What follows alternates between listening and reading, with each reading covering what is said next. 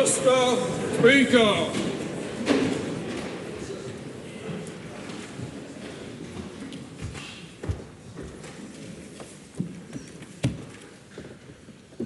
Almighty God, we give thanks for the blessings which have been bestowed on us. Laying aside all personal interests, we acknowledge the King and pray for guidance in our deliberations, that we may conduct the affairs of this House with wisdom, justice, mercy and humility for the welfare and peace of New Zealand. Amen. The Honourable Simeon Brown. Next week, the House will consider the remaining stages of the racing industry, closure of greyhound racing industry amendment bill, and the first reading of the sale and supply of alcohol, improving alcohol regulation amendment bill. Wednesday will be our Members' Day. Speaker. The Honourable Tangi Utakiri. Thank you, Mr. Speaker. I thank the Acting Leader of the House for his points there. Can I ask him, as it is the lead up to Easter next week, is it the Government's intention to utilise urgency, as seems to be common practice, in order to progress the legislative agenda? Oh, look, I wish the member opposite a very happy Easter in advance, and this government is a very busy government, and I wish all members all the best for Easter next week. Honourable Tama Potaka. Mr. Speaker, point of order. That's right, you've been called. I seek leave to make a personal explanation to correct an answer I gave during oral questions of 12 March 2026. Leave is sought for that purpose. Is there any objection? Appears to be none. It's a Māori Te Whare on 12 March 2026. I stated we have seen nearly 5,500 Māori come off the job seeker benefit in the quarter ending September 2025. I should have said we have seen nearly 5,500 Māori come off the job seeker into work for quarter ending September 2025. Right. Well, I'm sure that little information for the House was fascinating to the member, but it was clearly using the House for overt political purposes, which is not appropriate. No, he's not as good at it as you. The two petitions have been delivered to the clerk for presentation. Petition of Elizabeth Baker Viviers requesting that the House initiate an inquiry into ADHD-related systemic harm and establish a national ADHD strategy and annual funding plan, and petition of Keely Kailarai Khans requesting that the House urge the Government to include Hindi as a language option for NCEA and ensure that resources are available for teaching it at primary, intermediate and secondary schools. Those petitions stand referred to the Petitions Committee. A paper has been delivered for presentation. Government response to the petition of Asjid Javed. That petition is published under the authority of the House. A Select Committee report has been delivered for presentation. Report of the Finance and Expenditure Committee on the report of the Ombudsman, OIA, timeliness obligations, compliance and practice in the Treasury to Tai Ohanga. The report is tabled for consideration. No bills have been introduced. The House comes to oral questions. The first in the name of the Honourable Dr Megan Woods. Thank you, Mr Speaker. My question is to the Minister of Finance. Will the update on New Zealand's 4 fuel alert levels tomorrow include a change in alert levels, or will it be an explainer of what the levels are? The Honourable Nicola Willis. Mr Speaker, the latter. We will not be changing the fuel response phase overnight, although it is the case that within response phase we will continue to take additional actions, some of which we will detail tomorrow.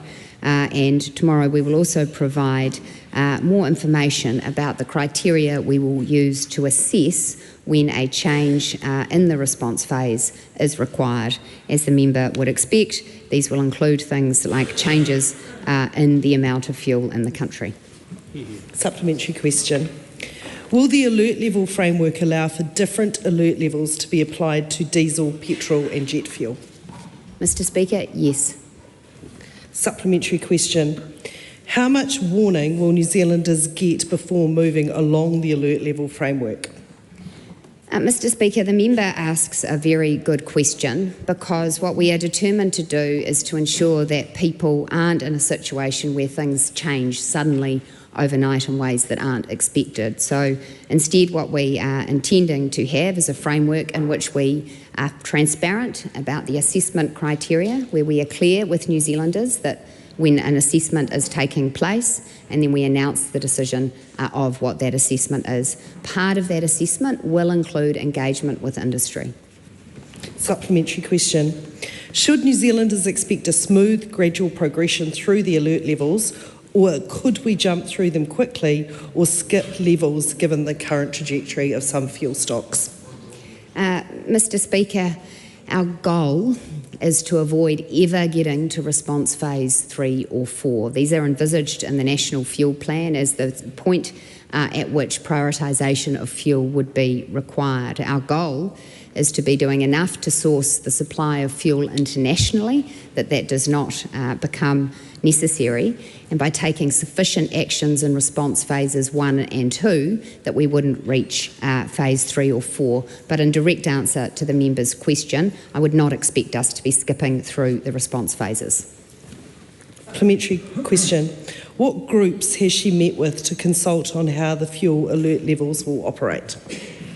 Mr Speaker, I have directed my officials at the Ministry for Business, Innovation and Employment, together with officials at the Ministry of Transport, officials at the Ministry for Primary Industries, to undertake extensive engagement with industry, both fuel companies themselves, fuel users and a range of industry-affected entities. This morning, together with the Minister for Local Government, we briefed mayors and their staff from local government. I have individually met or had phone calls with a number of chief executives and other industry representatives. Thank you. Supplementary question. Has Shane Jones discussed Crown funding, including using the surplus in the Petroleum or Engine Fuel Monitoring Levy Fund to increase diesel storage capacity at Marsden Point more quickly than would normally be the case? Mr Speaker, I'm not responsible for which discussions Shane Jones may or may not have had. If the member wants to ask Shane Jones a question, she can. Supplementary question. Is economist Brad Olson right to warn New Zealanders that the crunch on diesel seems to be coming closer quicker and starts to become worrying given the importance of diesel to the productive economy? Mr Speaker, we're not sure that Brad Olson has calculated his figures correctly in that he isn't able to see the ships that are on the way and the amount of diesel that is in them and therefore what is required. Critically, what New Zealanders need to understand is that we agree that keeping a focus on diesel is very important, because obviously that is the fuel that so much of our industry and productive economy leans on and requires. It's also the case that that is the fuel that internationally has been most disrupted by events in the Middle East, and it is the fuel which has, according to all of the studies that have been done, the least elastic response to price, which is to say that people don't tend to substitute it in the way that they do petrol. When the petrol price goes higher, people don't tend to use as much, whereas diesel users don't have as much choice. All of that taken together means we have a real focus on diesel. Something I would highlight for everyone is that in New Zealand we legally require every company that is importing fuel into the country to have a minimum stock holding obligation of at least 21 days worth of diesel. And what that means is that they face fines of millions of dollars if they breach that requirement. That is intended to provide safety and a buffer, and we would expect to be notified if there was any risk of those MSOs being breached, and we have not had any such notification. The Honourable Shane Jones. Can the Minister confirm that the strategy that she refers to will reflect the lessons learnt from the COVID experience and avoid arbitrarily introducing restrictions on New Zealanders? Mr Speaker, our goal obviously is that we recognise that fuel is very important to our economy, and so taking steps now... Just a moment. This is a very important matter that troubles a lot of people throughout the country who hear answers in silence. We recognise that fuel is vital to driving our economy, supporting jobs and incomes. So that is why we are taking a precautionary and prudent approach now, because it is the case that if we were to reach a response phase 3 or 4, then the potential disruption to New Zealanders and industry could be significant. While we are doing everything we can to prevent getting to that phase, in the meantime, we are conscious that we have the gift of time to work through what that prioritisation would look like, and we have taken an approach that says that we will iterate that together with industry, noting that in the past, when arbitrary classifications have been offered by government, there has been very good feedback and engagement from others who've said actually that needs to change. So when we offer our indicative prioritisation, we do expect there to be feedback from a range of stakeholders, and we will be listening to business and industry so that we get it right.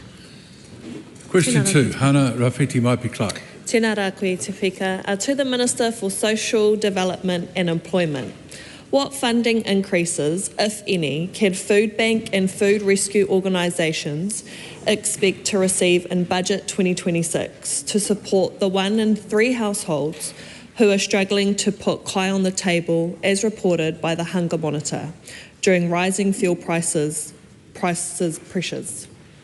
Mr Speaker. The Honourable Penny Simmons.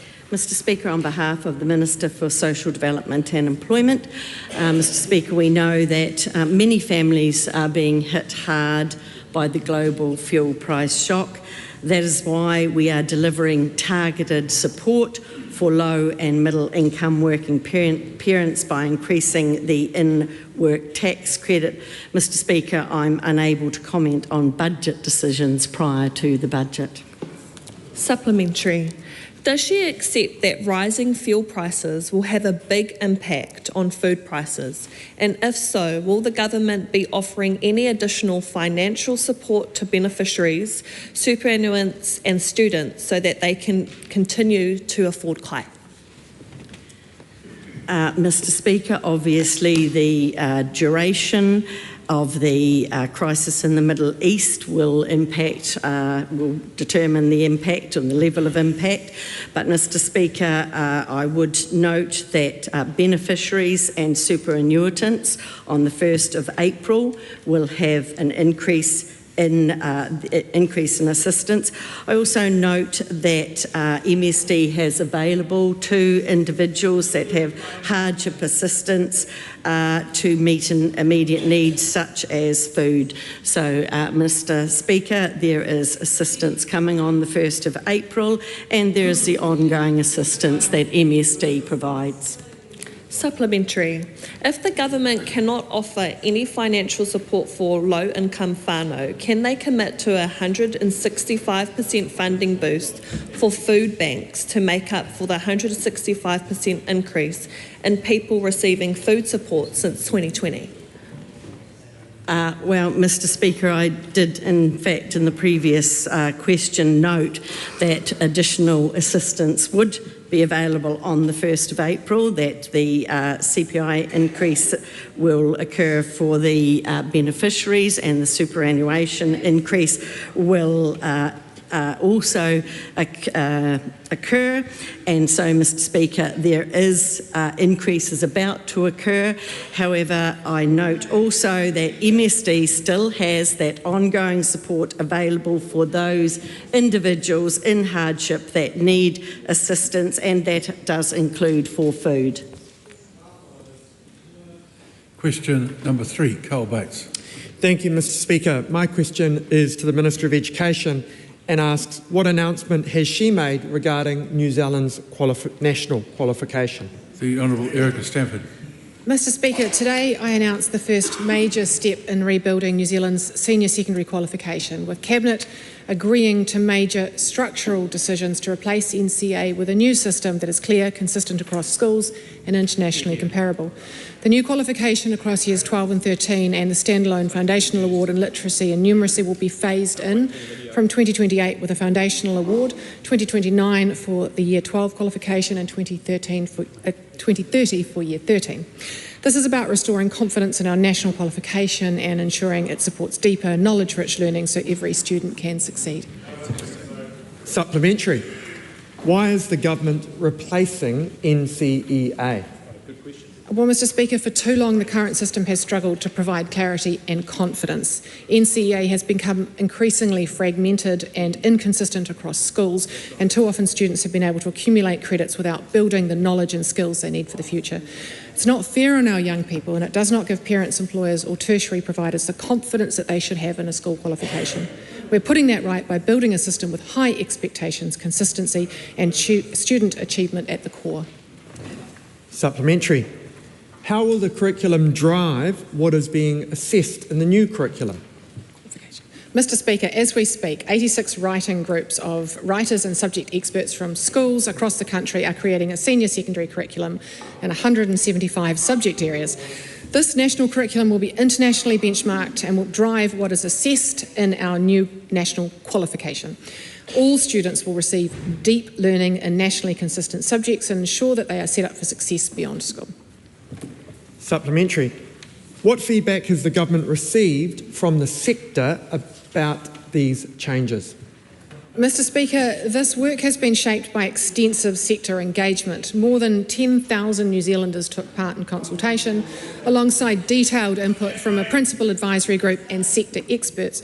There was clear support for structural change to our national qualification that is simpler, more consistent and better aligned to what students need for the future. And a principal wrote to me following this morning's announcement to say, well done and thank you for being courageous and following through on this. It will make a huge difference and the positive generational shift that is the positive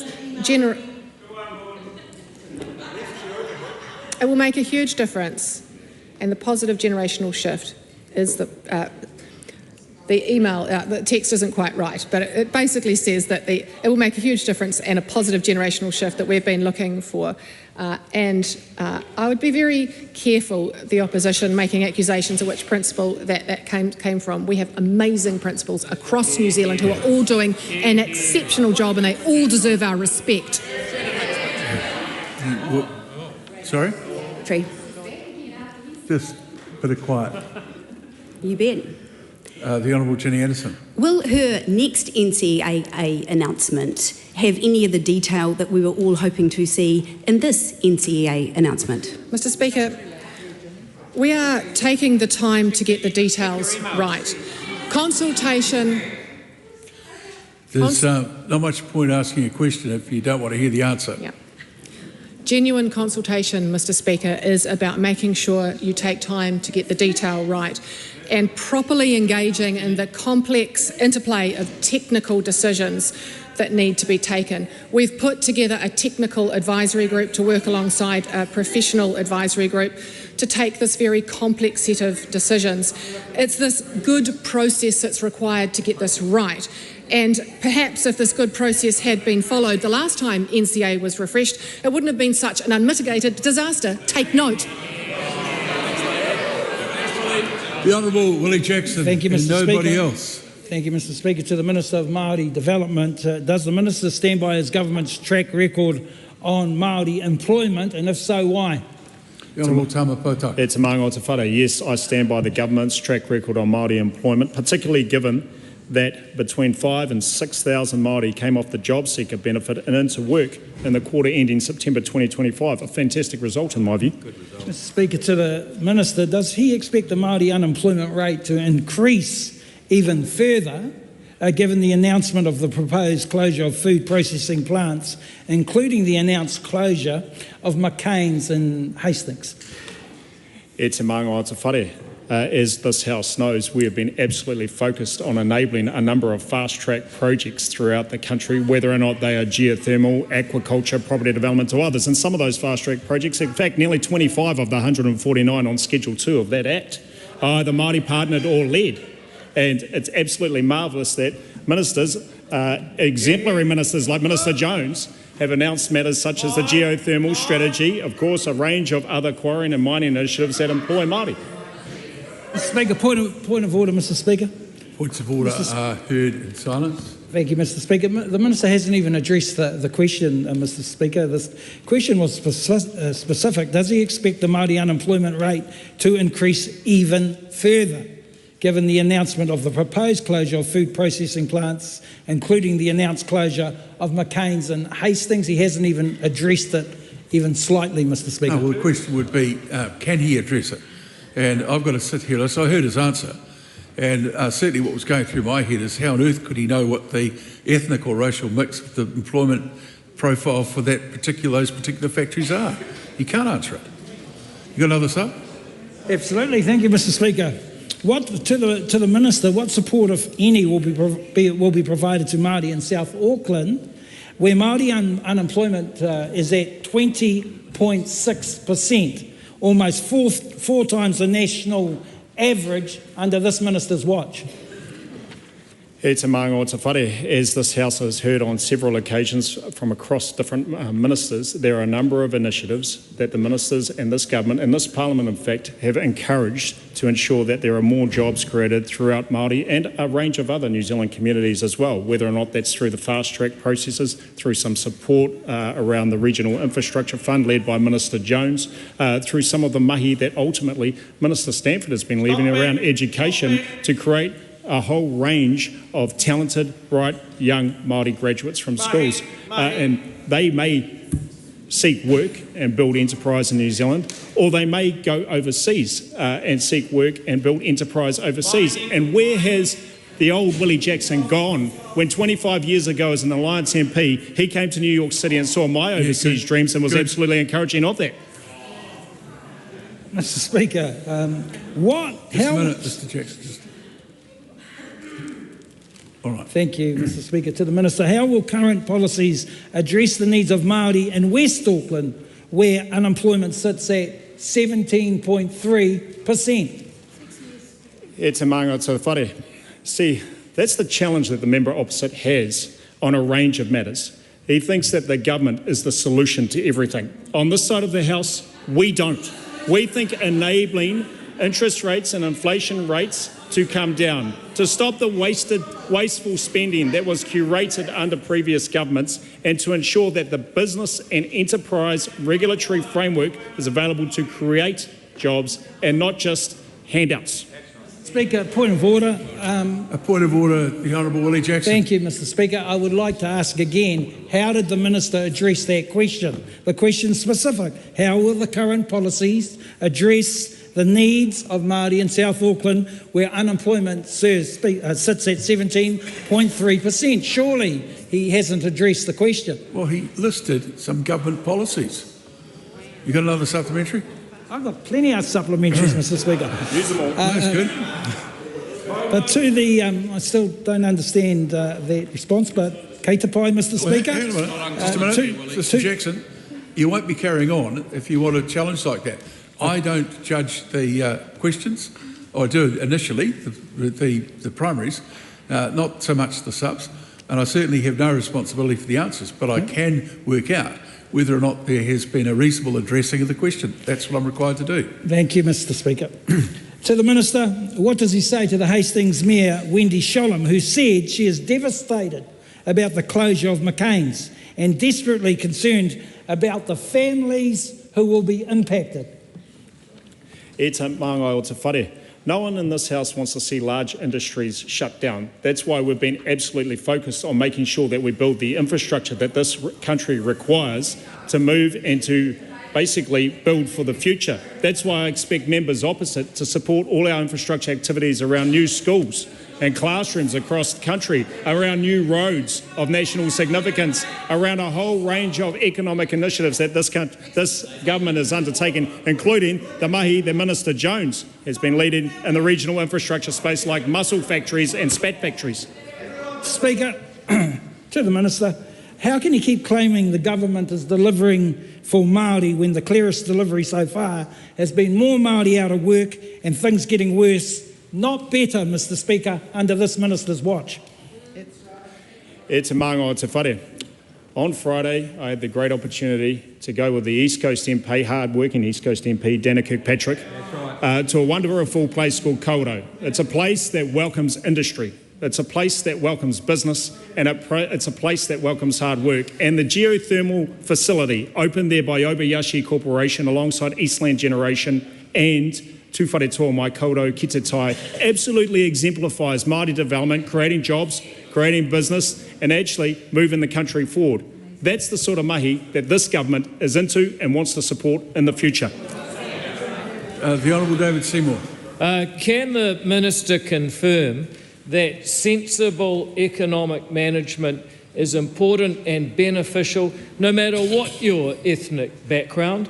If you have a government that spends carefully, that manages the economy well, that's good for everybody. But if you have a government that splashes the cash and drives inflation and interest rates and puts us all into debt, that's bad for Māori as much as anyone else. It's a absolutely, and it's absolutely warming that the members of this coalition government want to see all Kiwis, including Māori, succeed. Question number 5, Dr. Hamish Campbell. Thank you, Mr. Speaker. My question is to the Minister of Health. What recent announcements has he made about preparing the healthcare system for winter? The Honourable Simeon Brown. Mr. Speaker, last week I announced that Health New Zealand will invest an additional $25 million to prepare a healthcare system for higher demand over the busy winter months by boosting hospital capacity and increasing staffing. This important investment in preparation for winter will deliver up to 378 additional frontline staff, 71 extra winter hospital beds and up to 567 short-stay beds in aged residential care to free up hospital capacity. The plan focuses on 4 key priorities: prevention, strengthening primary care, improving ED and hospital flow, and supporting timely discharge. And by planning early, expanding capacity and supporting our frontline teams, we're providing the tools needed to better manage increased demand during winter and deliver the care New Zealanders need. Supplementary. How will this investment support improved performance in our emergency departments? Mr. Speaker, we know that following the reintroduction of our health targets, Kiwis are spending less time in EDs across the country, with the latest quarterly results for October to December 2025 showing 74.2% of patients being admitted, discharged or transferred within 6 hours, up from 72.1% the same time the year before. However, we know there is still more work to be done, particularly as we head into the winter months. Our hospitals will face increased demand during winter due to growing and ageing population. By increasing capacity and frontline staffing, we're helping to prepare the healthcare system for this. Supplementary. What role does prevention have in improving performance over winter? Mr. Speaker, the plan to prepare hospitals for winter ensures a stronger focus on prevention. We know that prevention is key to reducing pressure on our hospitals. That's why this plan is prioritising more flu vaccination opportunities, targeted support for older people and those at higher risk, access to antivirals, stronger vaccination support in aged care, and easier access to multiple vaccinations in a single visit. This is alongside our work to strengthen primary care by launching a 24/7 digital consult service and expanding urgent and after-hours care clinics up and down the country. Supplementary.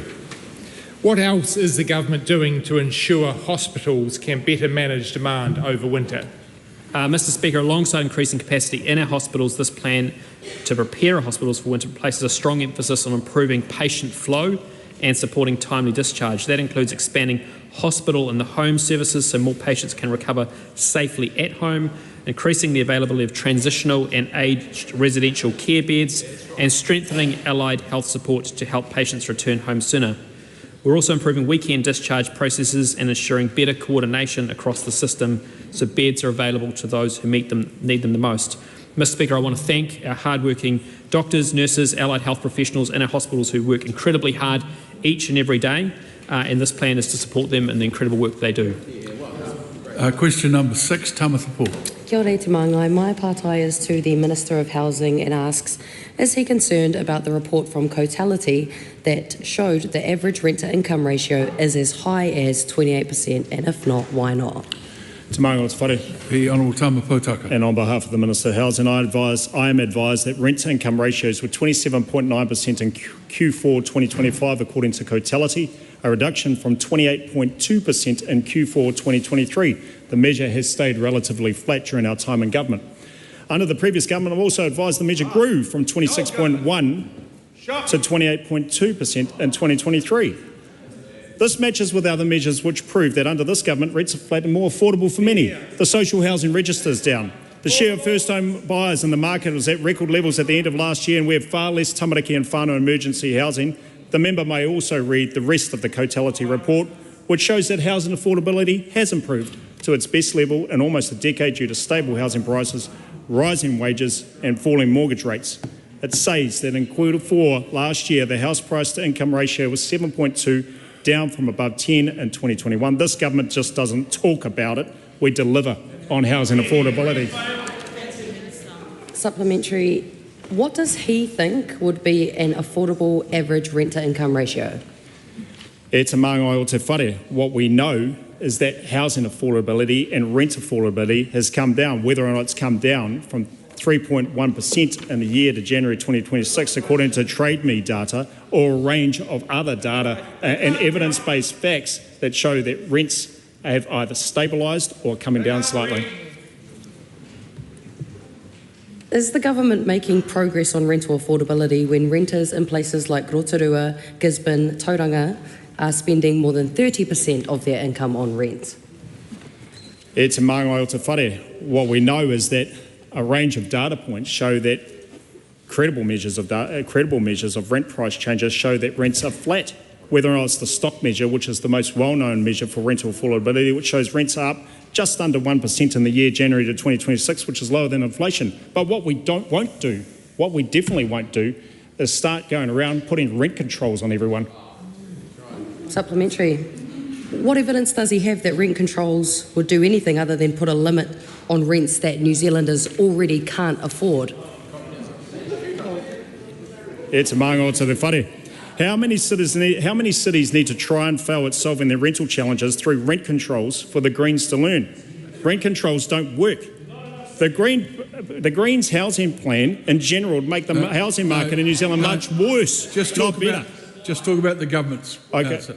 The member claims to believe in evidence-based policy, but in fact, the evidence shows that rents have stabilised or come down over the last couple of years. And actually, we're really proud of not only doing that, but seeing the housing register come down, the social housing register, and also getting rid of motel generation, of course, long-term birthed by the opposites.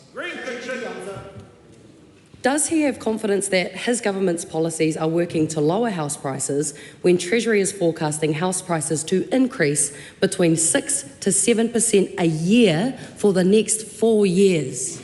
E te māngai o te whare. What I am confident about is under the leadership of the Minister of Housing, Chris Bishop, and the Minister of Finance, Nicola Willis, we've seen the average per square metre build rate of Kāinga Ora come down, unlike the previous crew. What policies does the government have to permanently lower rents besides engineering a recession and scaring 200 New Zealanders out of the country every single day? E te māngai o te whare. That comes from a very dark and dank place, that comment. Very dingy. And what we're all about is making sure we've got the basics sorted, infrastructure in place, better energy prices, mihi ana ki a koe e te matua tarara, and all the necessary steps and phases to ensure that actually housing is affordable. And guess what? The facts say so. The evidence say so.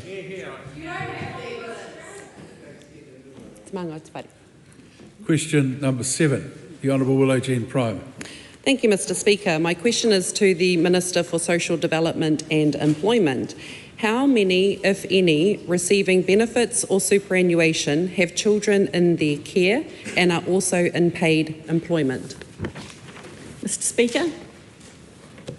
The Honourable Penny Simmons. Thank you, Mr Speaker. On behalf of the Minister for Social Development and Employment, I can advise that there are more than 47,000 working age people who receive a main benefit from MSD who have children in their care and who are receiving some other form of income. Supplementary. How many people who receive superannuation or a benefit have children in their care and who are also in paid employment will get the $50 a week fuel relief? Mr Speaker, we acknowledge the impact of the global fuel price shock on families and households and businesses right across New Zealand. The $50 increase in the in-work tax credit is aimed at low and middle income working families with dependent children. We know that around 143,000 families will receive the full $50 weekly increase. Mr Speaker, that will include 48% of children in material hardship, and the policy is targeted, timely and temporary to minimise inflation. Supplementary. Has she informed the Minister of Finance that there are many families on a benefit while working and caring for children, given the Minister of Finance's statement that, quote, "I'd also note working families face the obligation to get to and from work each day. Beneficiaries do not face that obligation." Well, Mr. Speaker, on behalf of the Minister, I'm sure the Minister of Finance is very aware of that, and we are very, very careful to ensure that what we are doing is targeted, timely and temporary to minimise inflationary pressures. We have learnt from the excesses of COVID, and we are ensuring that we are supporting our low and middle income working families with dependent children. Just a moment. Beg your pardon? Yeah, I'm certainly not worried. The Honourable Willow Jean Prime. Supplementary. Did she advocate for additional support for struggling sole parents, disabled parents, parents of disabled children, and grandparents raising grandchildren who are receiving superannuation or a benefit but are also working part-time?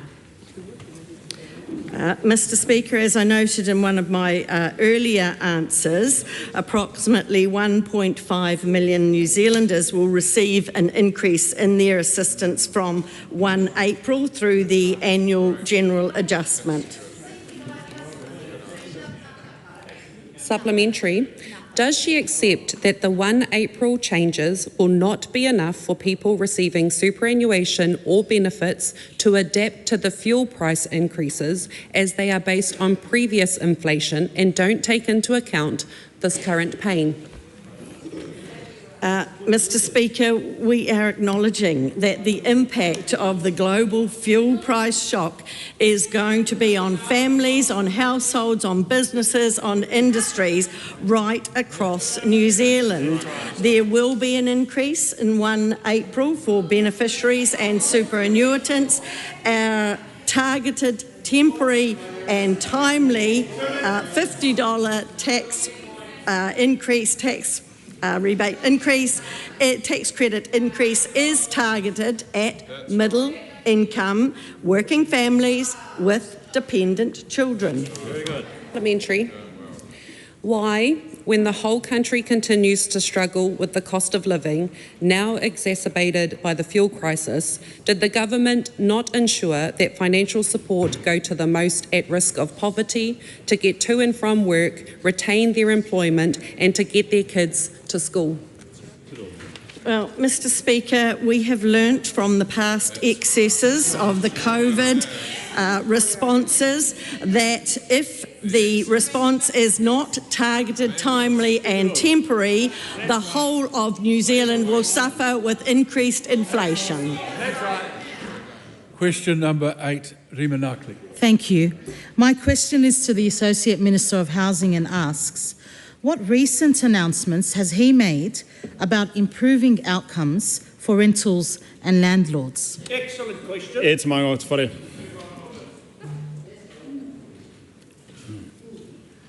The Honourable Tama Potaka. Te Māngo Te Whare, the government has announced proposals to develop new legislation to establish a light-touch regulatory regime to address issues with property managers within New Zealand's rental market.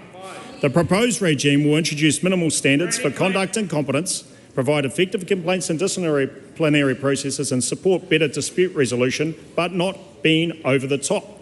This supports the government's priority of improving the rental market to make it easier to be a landlord and easier to be a tenant. I look forward to introducing a bill to the House and welcome the one and only thing that I saw in the Greens housing plan, which suggests create a national register of these property managers. Thank you. Thank you very much. We'll move straight away to question number 9, Ricardo Mendes March. Thank you so much, Mr. Speaker. My question is to the Associate Minister of Housing.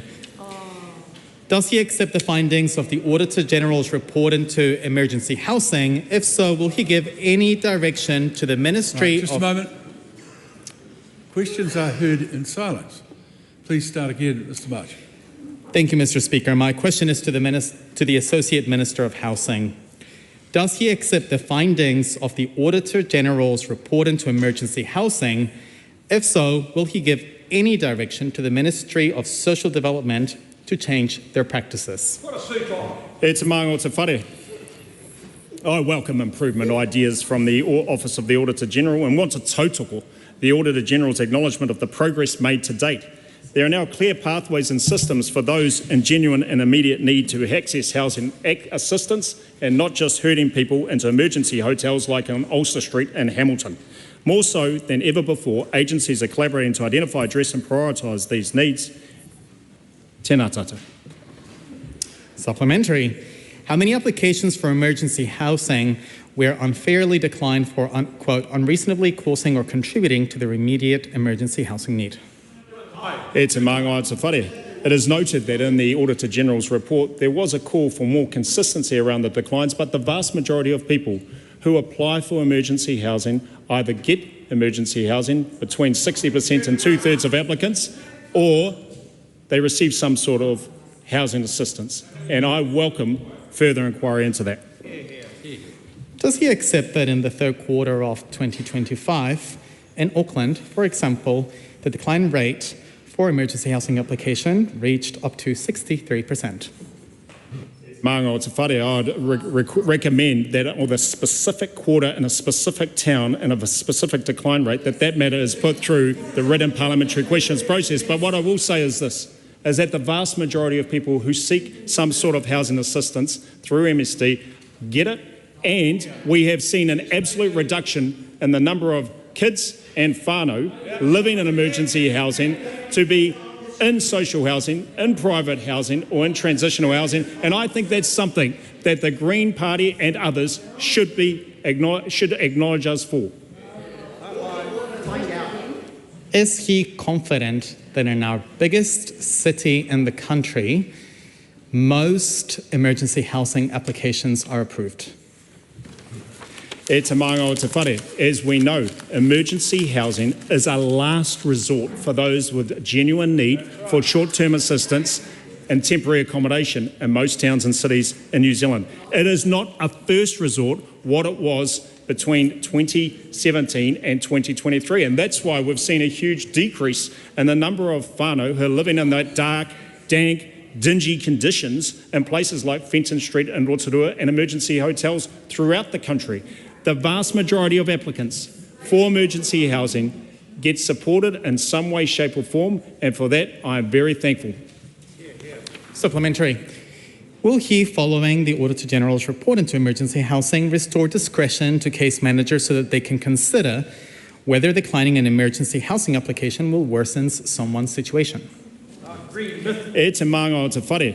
The member opposite should take some time to actually read the eligibility criteria for emergency housing before such questions. But what I will say again and repeat for this House is that the vast majority of people who seek emergency housing get supported, and I'm very proud to see the number of people on the social housing register decline massively after quadrupling under the previous government.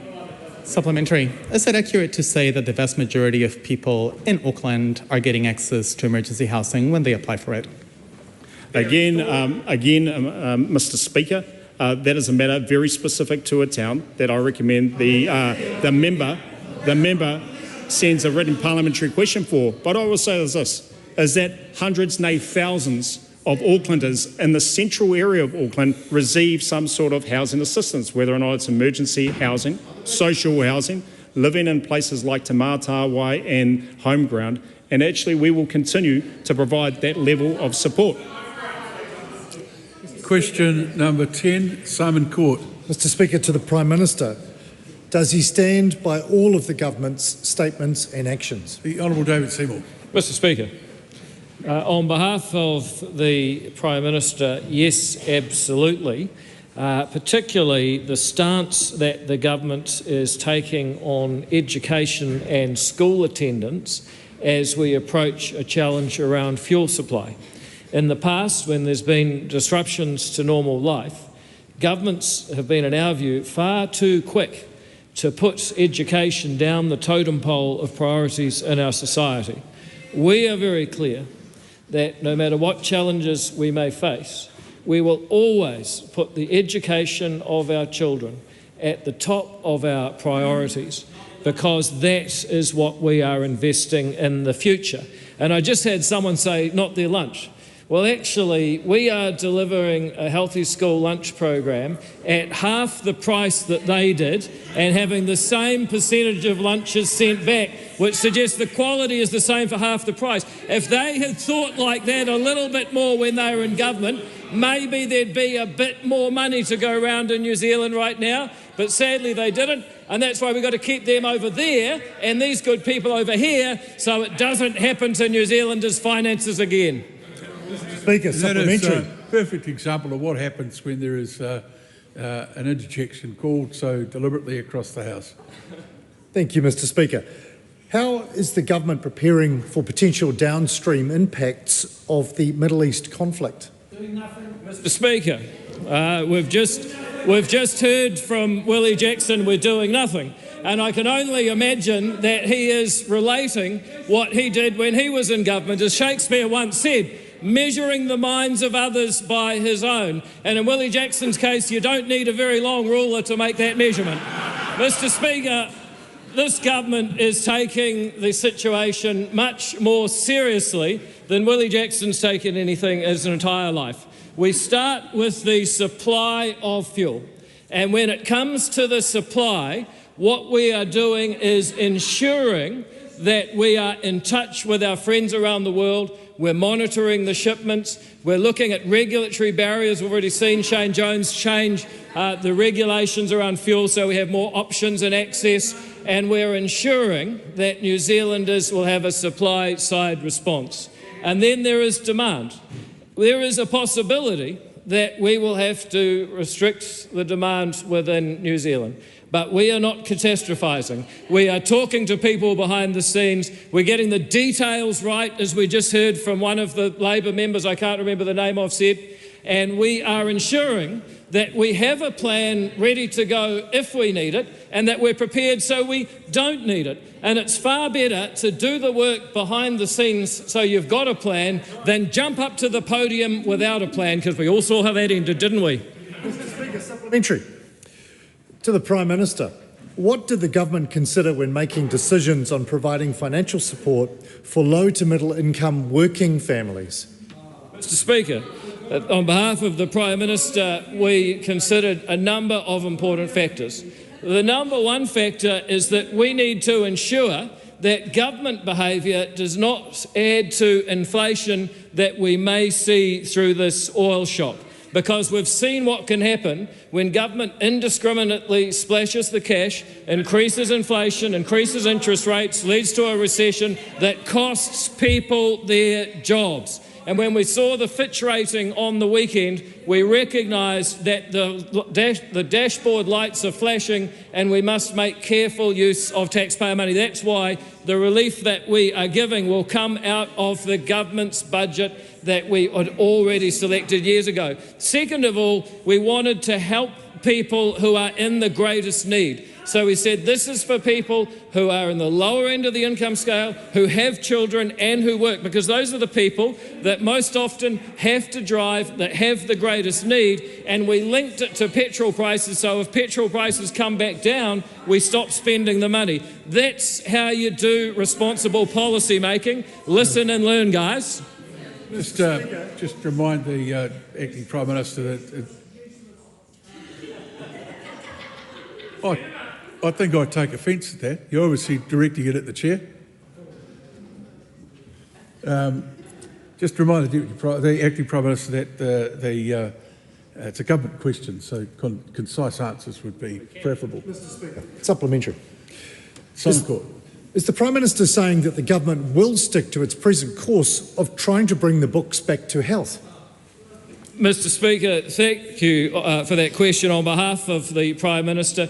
That is absolutely the point.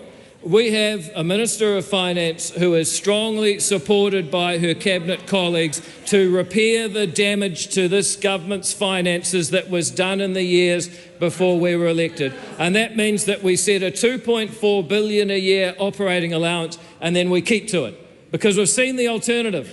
Minister of Finance who set an operating allowance, if I remember, $3.5 billion. But not only was it bigger, but he couldn't keep to it. He was, as I remember at the time, fiscally incontinent. Our new Minister of Finance does not have that problem. Mr. Mr. Speaker, supplementary. Mr. Speaker. Has the Prime Minister seen any comments from government spokespeople about the impact the Middle East conflict might have on education and school attendance? Mr. Speaker, yes, I have, on behalf of the Prime Minister, from my Deputy Prime Minister, who is responsible for government policy on school attendance. I saw him pointing out that in recent days, attendance has been as high as 91% of students at school. That is very good figures. And there's a salutary lesson in this, that there is always the temptation for people to take an event like somebody not showing up and try and view it through the lens of a perceived crisis and then catastrophise it into a moral panic. This is how these things get going, especially if a government lets them. We are sticking to the facts that New Zealanders have been prioritising getting their children to school, because the most important determinant of our country's future is how educated the next generation is, and the most important determinant of that is how many children go to school each day. Question number supplementary, Taku Te Ferris. Tēnā koe. To the Prime Minister, does he continue to have confidence in the Minister for Oceans and Fisheries, given the significant public pushback over proposed fisheries reforms to remove minimum size limits on fish such as snapper, kingfish and many others? Mr. Speaker, on behalf of the Prime Minister, I absolutely have confidence in the Minister of Oceans and Fisheries because he has listened to feedback and changed course. He's listened to what people out there are saying and actually adapted his course to do the right thing. Now, I would say to that member that the Minister for Oceans and Fisheries is setting a very good example, because I suspect he gets a bit of feedback from the people of Te Tau Tokoro, and he should listen, and when he changes course, he'll be hearing them say bye, bye, bye, bye. Supplementary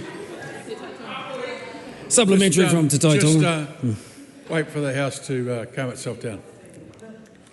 Taku Te Ferris. Kia ora. Will he rule out further supporting the fisheries reforms and commit to returning to open consultation, including customary and recreational fishes?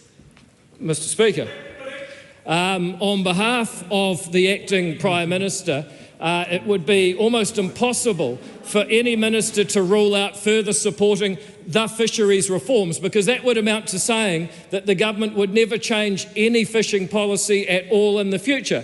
Furthermore, that's contradicted by the second part of the minister's question, where he said we should consult on changing fisheries policy, which suggests he actually does want fisheries reforms to be made. The good news is that the bill is before the House and will soon be before a select committee, which you may know is a form of open consultation where the public can have their say. It's been a real honour to answer what's probably his last ever question. Bye, bye, bye.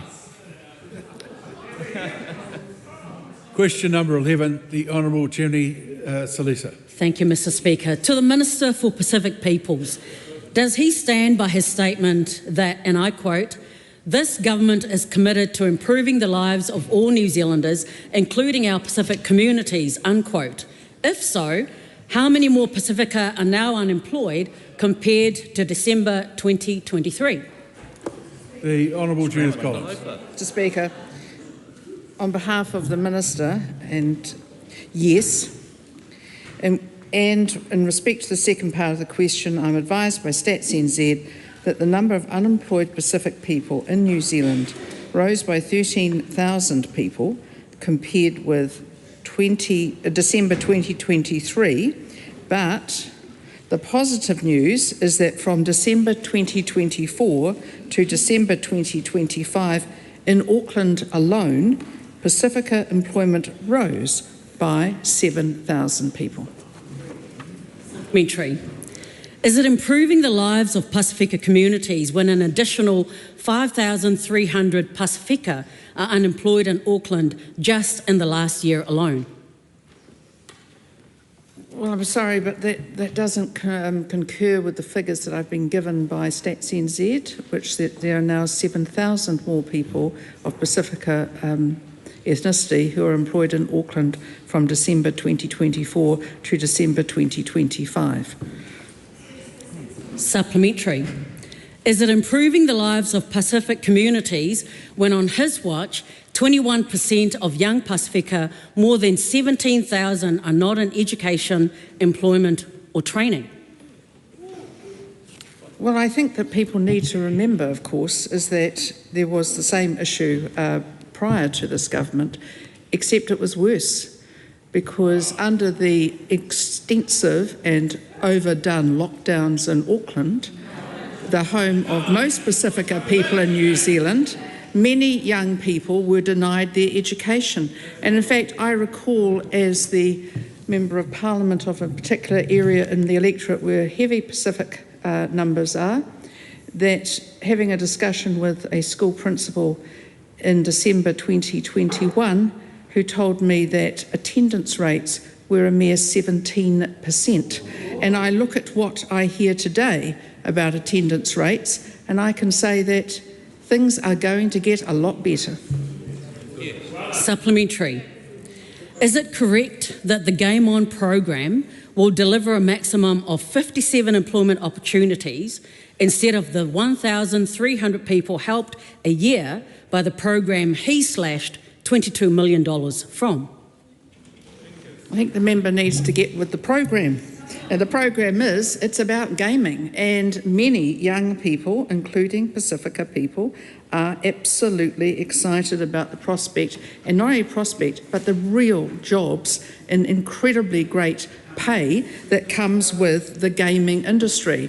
And New Zealand, as the member should know, is actually doing very well in this area. I'm very excited about the $1 million over 4 years into the Game On initiative with industry partners matching this funding. And I know that this will mean that the starting careers for these young people are between $65,000 and $80,000 to start. And I actually reckon that's pretty good to start. Supplementary. Has he kept his promise that this government would reduce the cost of living, given that beef mince is up by 23% and white bread is up by 57% in just last year? My experience of the Minister is that he always keeps his promises. He's a very decent human being, and frankly, I only wish that everyone would recognise that instead of asking such stupidly loaded questions. Supplementary. Does he consider it a failure that on his watch, 13,000 more Pacifica are now unemployed, 10,000 more Pacifica children are in hardship, 17,000 young Pacifica are not in education, employment or training, and more families struggle to pay the bills each week? Absolutely not. In fact, as we've just explained today, there's so much that is being done in terms of Pacifica employment, but also in training young people. But what we do know is that when we have a situation that we inherited with massive inflation up to over 7%, debt of 11, just the interest rates alone that the Minister of Finance is having to find money for of $11 billion a year extra every single year. So basically borrowed money paying for borrowed money, that showed what happened with the COVID overspend and the complete wastage of young people's education, particularly in South Auckland. That member should know better, because I know the MP for Papakura knows what's what on this. Question number 12, David McLeod. Thank you, Mr. Speaker. My question is to the Minister for Mental Health and asks, what recent progress has been made against the government's mental health targets? The Honourable Matt Tusi. Thank you, Mr. Speaker. More good news for mental health. Our mental health plan is delivering faster access to support, more frontline workers and a better crisis response. The latest quarterly data shows we've reduced wait times and are growing the mental health workforce. 83% of people have been seen within 1 week for primary mental health and addiction support. Nearly 82% have been seen within 3 weeks for specialist support, both exceeding the target of 80%. When someone takes the brave step of reaching out, we're making sure that support is there. Good work. Very brave. Supplementary. What is the Minister doing? What is the Minister doing to address workforce shortages in mental health and addiction services? Mr Speaker, I've always been open that one of the biggest barriers to timely mental health and addiction support is too many workforce vacancies. The latest quarterly data shows we've exceeded our target for training 500 mental health addiction workers a year, with 514 in training over the past year, up from 457 in the previous year. This result includes occupational therapists, social workers, registered nurses, clinical psychology interns and registrar trainees for psychiatry. Workforce should never be a barrier to accessing timely mental health and addiction support. That's why we've grown the frontline workforce by over 11% since coming to office. Supplementary. What progress has been made in growing the mental health and addiction workforce, particularly in psychology and psychiatry training? Mr Speaker, one of my top priorities is to grow the mental health and addiction workforce. We've increased the number entering training in clinical psychology and psychiatry, which will grow both workforces. We've funded 74 clinical psychology interns, exceeding the 2025 target of 60. We've also seen a record uptake in psychiatry, with 48 first-year registrars entering training last year, up from 33 in 2024. That's a 50% increase. Growing the mental health workforce is a priority for this government, and we are delivering that. Supplementary. How is the government prioritising prevention and early intervention in mental health?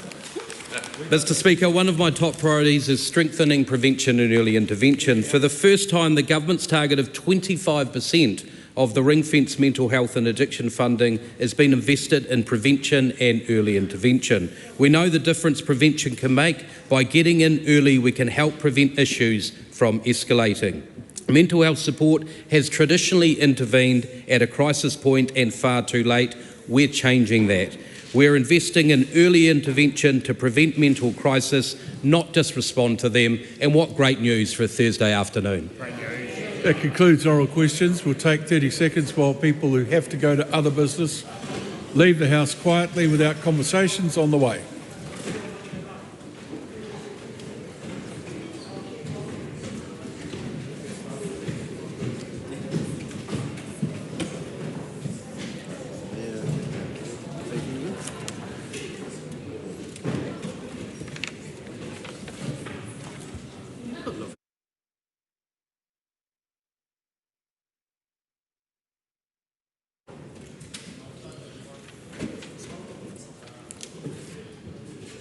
I call on Government Order of the Day number 1.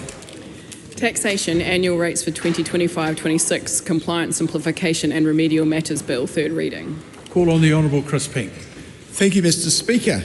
I present a legislative statement on the Taxation, annual rates for 2025-2026, Compliance, Simplification and Remedial Matters Bill. That legislative statement is published under the authority of the House and can be found on the Parliament website. The Honourable Chris Pink. Thank you very much, Mr Speaker. I move that the Taxation, annual rates for 2025-2026, Compliance, Simplification and Remedial Matters Bill be now read a third time. Sir, this government is moving quickly to support low to middle income working families impacted by rising fuel prices. An amendment paper to this bill was released yesterday to ensure that the in-work tax credit can be increased by the 1st of April. We are implementing a temporary $50 per week increase to the in-work tax credit for 1 year, or until the price of 91 octane petrol drops below $3 a litre for 4 consecutive weeks.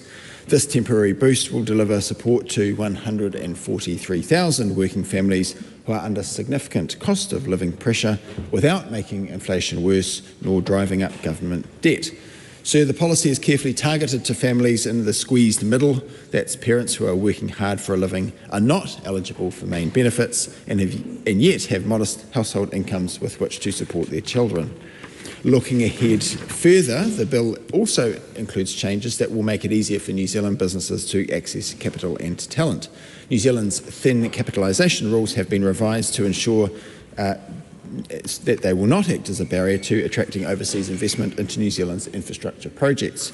The thin capitalisation rules are an integrity measure to guard against foreign investors allocating excessive debt to their New Zealand investments to reduce the amount of tax paid.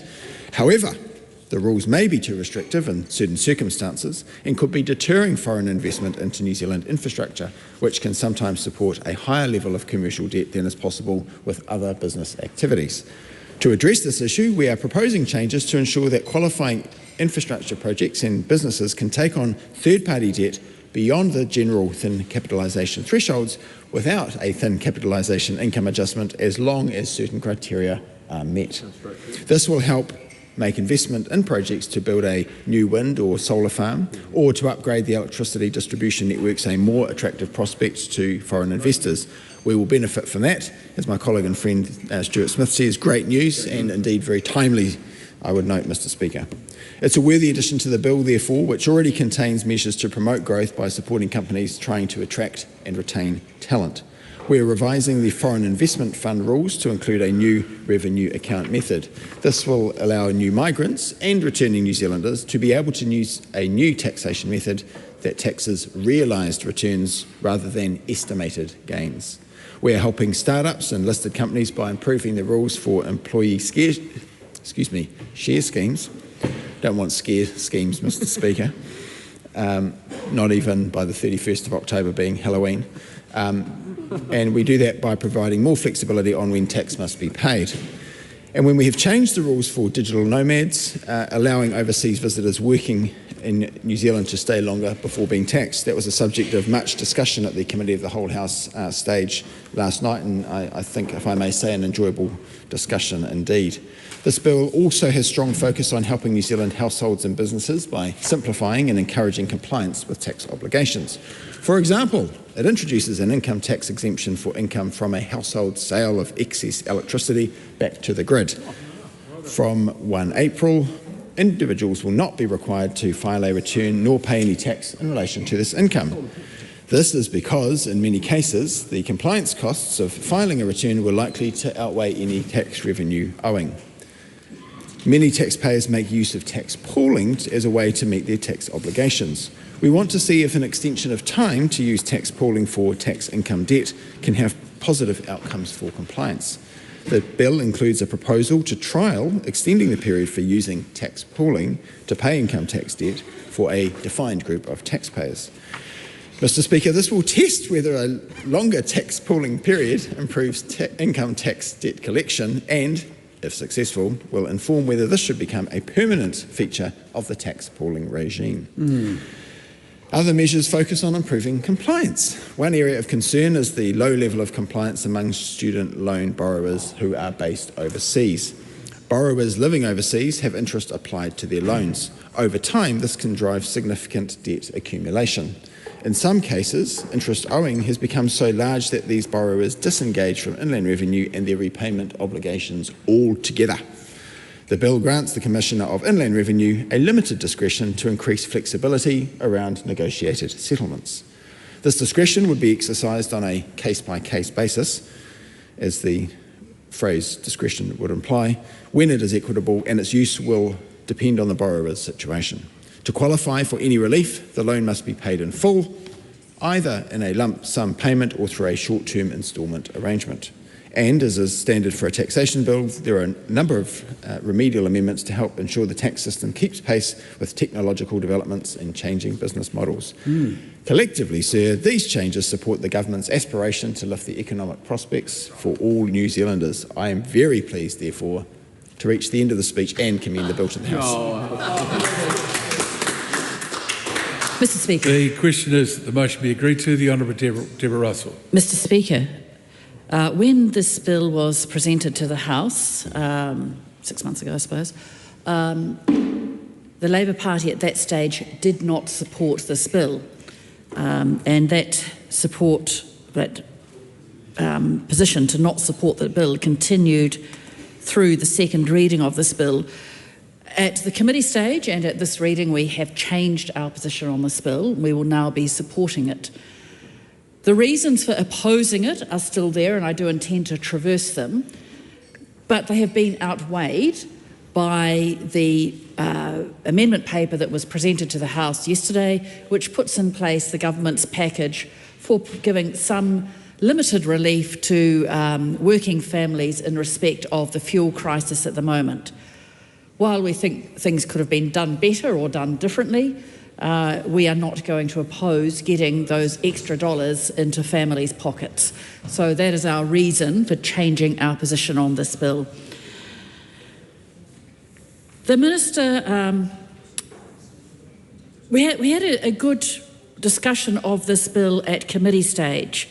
It was an interesting discussion, especially today when James Meagher, who, as I understand, is the Minister for Hunting, Shooting, Fishing and all those sorts of things, was in the chair, and Matt Ducey, who is Honourable Matt Ducey, who I understand is the Minister for Mental Health, was in the chair.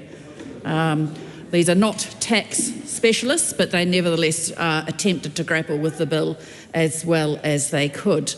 It did make the committee stage a bit difficult this morning. However, there were some interesting things to discuss. In terms of the fuel package, even though we support it, there is a question of who doesn't get it. And there, I think, are some real issues around people who are on benefit and in work, who are supporting children, who will not be eligible for this relief package. Now, that's a common enough situation. We think there's 47,000 families who might be in that position. So I think the government needs to pay attention to that particular gap. Now, if families are on benefit and also in work and supporting children, they are surely feeling the pinch right now. Now, one of the most difficult examples of this will be grandparents raising grandchildren, and they won't be eligible for this. That is a problem with this package, and I urge the government to find some way of addressing that, because that would be a very important thing to do at this time. However, as I said, overall we will support it, but we would like to see the government do more and better there, especially for our very lowest income families. And even beneficiaries who are not in work, many of them are obliged to attend appointments, are obliged to be going into work and income or whatever it is these days, to be engaging with the commitments that they are supposed to meet thanks to receiving a benefit, but they will not be getting any extra assistance to get into those appointments. The government has told us, will they get an annual increase in their benefit on the 1st of April, but of course that is a backwards-looking increase, and it certainly is not going to help to deal with the real pressures of fuel prices at the moment. There was a measure arrived on the table just this week, an amendment paper, which had two major items in it. One was a set of rules around thin capitalisation and infrastructure. Now, we had discussed some of this in select committee, but only at a high policy level. What we had not discussed was what it was going to apply to. What this change does is it makes it easier for inbound investment into New Zealand.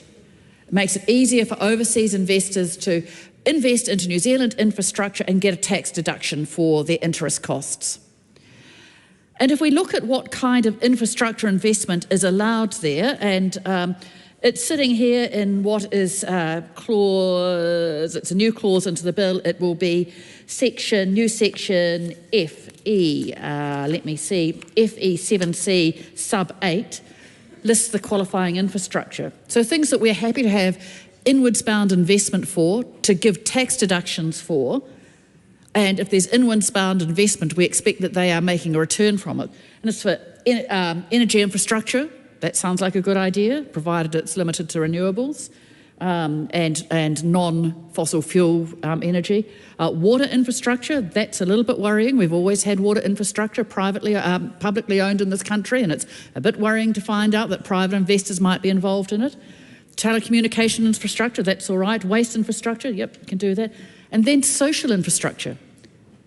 This would enable private investment into public assets and people getting a tax deduction for it, for private investment into hospitals, into schools, into libraries, into prisons.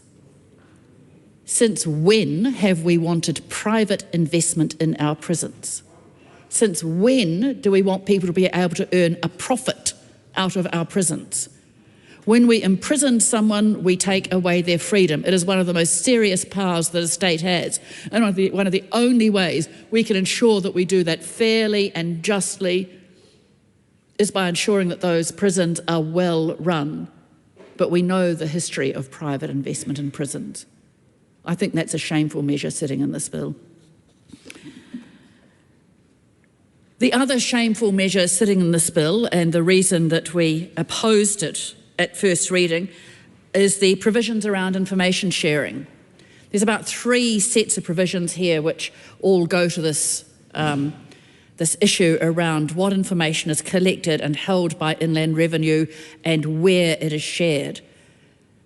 So on the one hand, this government is repealing Section 17GB, the section that allows, of the Tax Administration Act, which allows Inland Revenue to collect information for policy purposes. That's one change. Another change is that it's repealing the provisions that allow Inland Revenue to collect information about trusts. And in both cases, the Minister in the chair during the committee stage asserted that the reason for doing this was to do around the privacy of tax information. But on the other hand, this bill gives Inland Revenue a whole new power to share the information it holds with other government agencies, to share the information it holds with government agencies such as the Ministry for Ethnic Communities, such as police, such as the Department of Social Welfare. Tax information is traditionally very tightly protected, and Inland Revenue holds it very tightly. There are guardrails around how that information may be accessed and used. And you can see in the report that was presented, I'm not sure it was today or previously, or it's in a public hearing with the Commissioner of Inland Revenue, the Commissioner went through how they protect taxpayers' information within Inland Revenue. And he stressed that over the past 5 years there had been, I think, 107 investigations into allegations of misuse of information by Inland Revenue staff. And those allegations were investigated very seriously, and there were 75 dismissals because people had inappropriately accessed information. They take their role of protecting taxpayers' information very, very seriously. But how do we know that this information, when it is sent out to other agencies, will be protected so tightly? This is a very risky change for the privacy of tax information. So on the one hand, they assert that it's important not to collect information because of the issues around the privacy of information. And on the other hand, they don't care about the privacy of information when it gets spread out to other government departments. This is a worrying change, and something that really worries me about it is the extent to which it could be used for phishing investigations by other government departments. And I'm disappointed that New Zealand First, who was previously in previous years so strong in protecting the privacy of taxpayers' information, simply could not do it this time. I think they need to have a look at their history. Mr. Speaker, there were some really interesting changes around student loans. I alas don't have time to talk about them. It's a mixed measure. It's probably a good solution, but a good enough solution in a space that is hard to find good solutions. The rest of the bill, good tax measures, we're happy to support them. We are deeply, deeply disappointed and upset by the information sharing provisions and the way they go against each other, worried about that infrastructure provision around prisons, but on the whole, because of the fuel package, we are supporting this bill. Mr. Speaker, at the committee stages, we did support 2 government amendment papers. One of them was a bit of a surprise, and that was the changes around student loan debt so that overseas New Zealanders who've racked up huge amounts of interest, there can be some incentives for them to be able to pay back their loans without having to face that huge burden of interest debt. And I think this is something that my colleague, Dr. Lawrence Yunan, and others in the Green Party have been campaigning for a long time. So it was good to see that provision in one of the amendment papers earlier today. The other amendment paper that we supported is the $50 a week payment.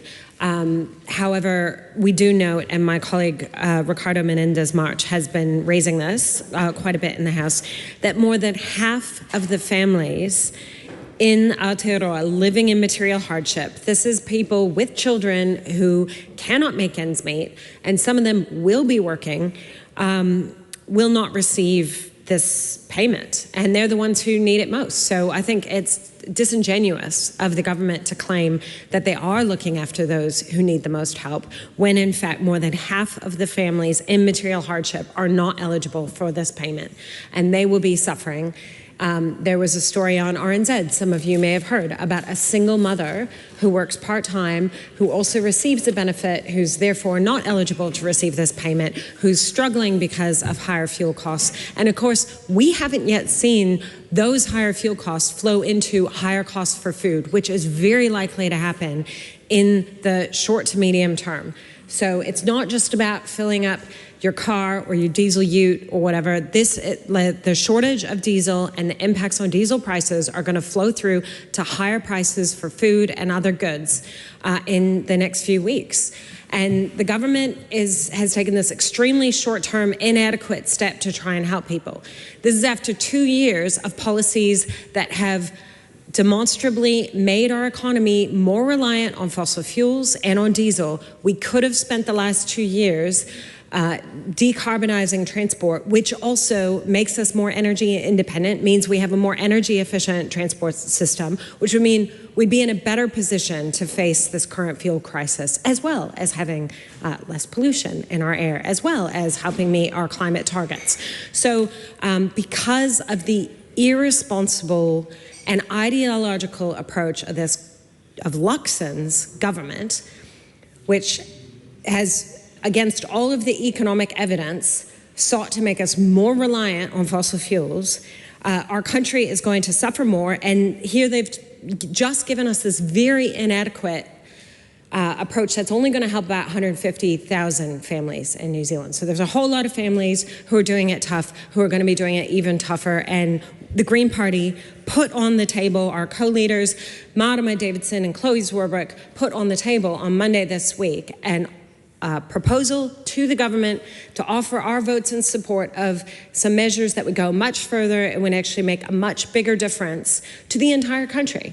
Because if we fund public transport, for example, free public transport, that not only helps the people who can take public transport, it reduces the amount of fuel we're consuming now, which puts us in a better position as the supplies dwindle, which they are dwindling.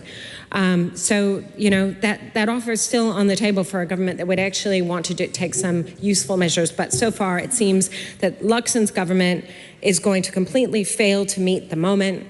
They've already demonstrated no comprehension of the benefits. Remind the member that we don't just use surnames, we use the member's full name or their title. Prime Minister Christopher Luxon's government is failing to meet the moment, has demonstrated no real understanding of the benefits to Aotearoa and New Zealand of decarbonising and making us more independent, less reliant on fossil fuels, having a transport system that's more energy efficient.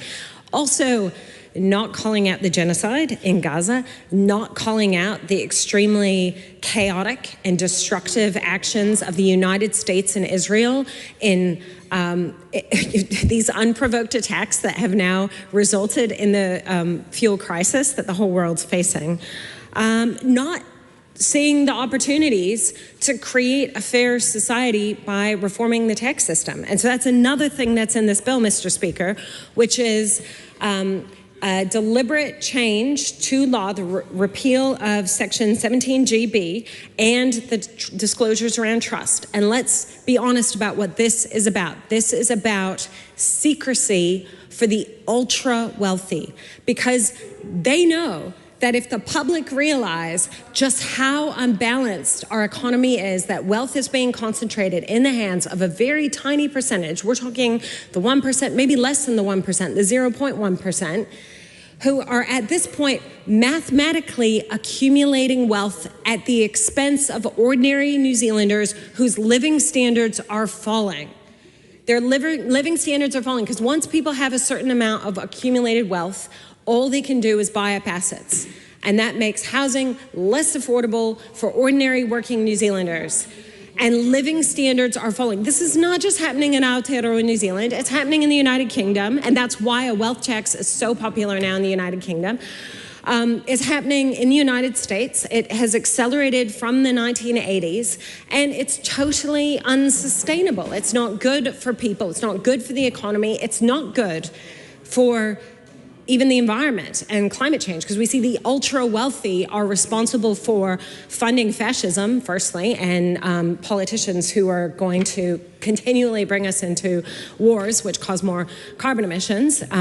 But it's also the ultra wealthy are creating far more carbon emissions than most people. And so we need to do something about inequality. Members opposite may claim to care about equality of opportunity, but unless they address the structural inequities in our economy and through progressive taxation, then there is no equality of opportunity. The ultra wealthy will continue to accumulate wealth at the expense of ordinary working New Zealanders. That is the reality. And unfortunately, Prime Minister Christopher Luxon and his coalition partners are totally ideologically opposed to doing anything practical about this, because either they don't understand it, entirely possible. So far, it's pretty obvious that a lot of people in the government, on the government side of the benches, they're not, math is not their strong point. Be very diplomatic here.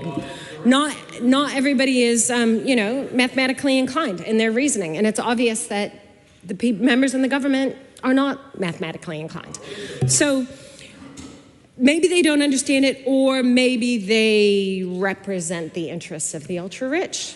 They own more properties than the average New Zealander, and they have, therefore, a vested interest in maintaining the status quo. And of course, they get donations from the ultra-wealthy. So, there's all these different reasons why the Christopher Luxon government is failing to meet the moment, failing to take action on the things that would actually help New Zealanders in this incredibly challenging time. So this is why the Green Party is not going to support this bill, because it does nothing to address the issues that, it does some very, very minor things to address issues. I maybe neglected to mention the changes around domestic solar. Of course, we support those, of course. But overall, this bill is not taking the action that we need to have a fair society. It's not taking the action we need to make sure that children are not living in poverty, to make sure that a huge number of New Zealanders who are suffering because of the fuel crisis are going to be able to make ends meet. And we continue to see an irresponsible government who has taken irresponsible policy actions from the very beginning of taking power that now put us in a more difficult situation as a country.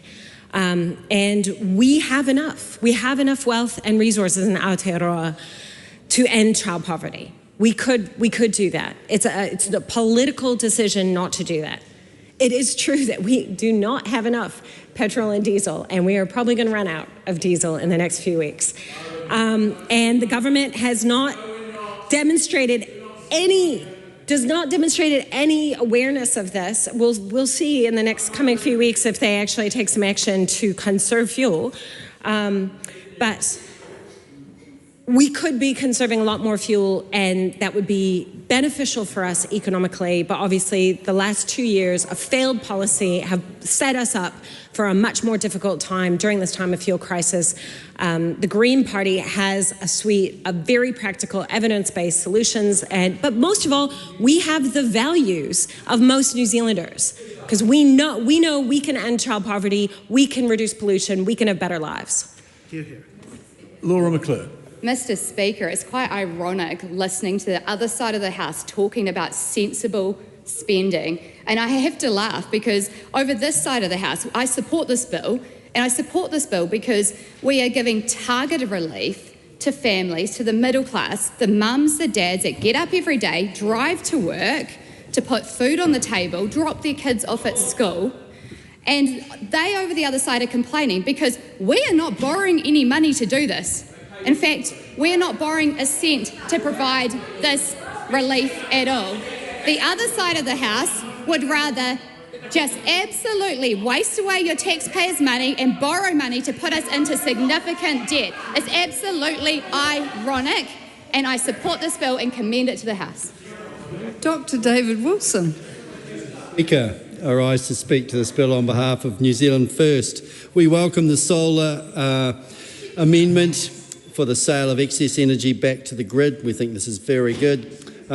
We also welcome making it easier for inward investors and digital nomads to enter New Zealand, and we welcome the Minister's relief for working families, hard-working families in the lower to middle income brackets during this energy crisis. Now I move to something that perhaps was a little more, shall we say, controversial through the debates, the repeal of Section 17GB. And I also take note of the comment about this side of the House not being so literate in terms of mathematics.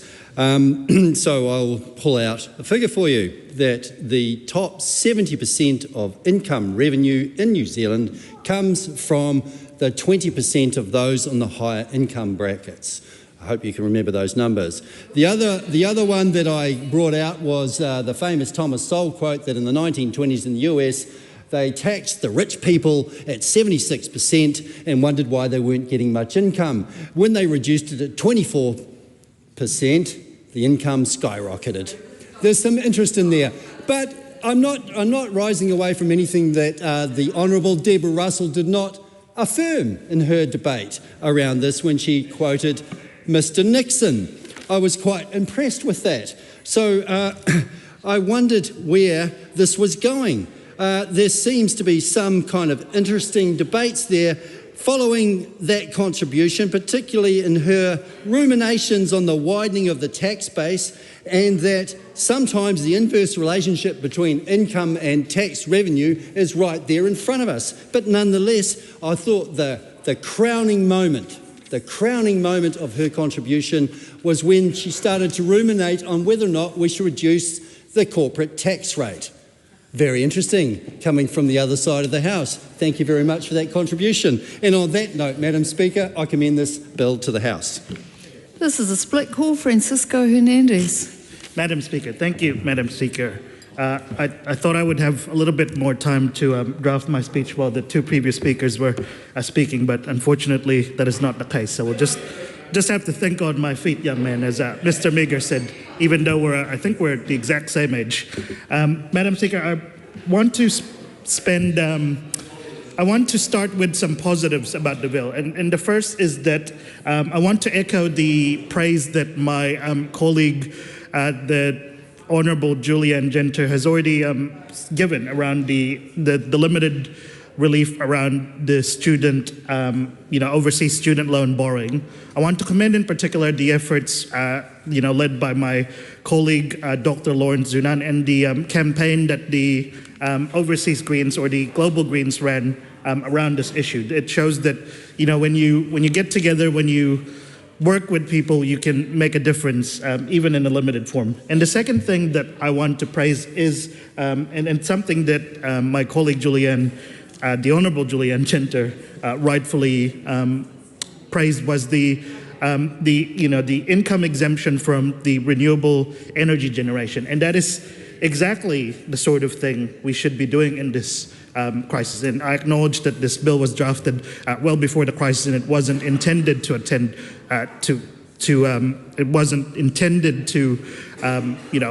affect this crisis. But it is exactly the sort of measure that the government should have been doing more of on this bill.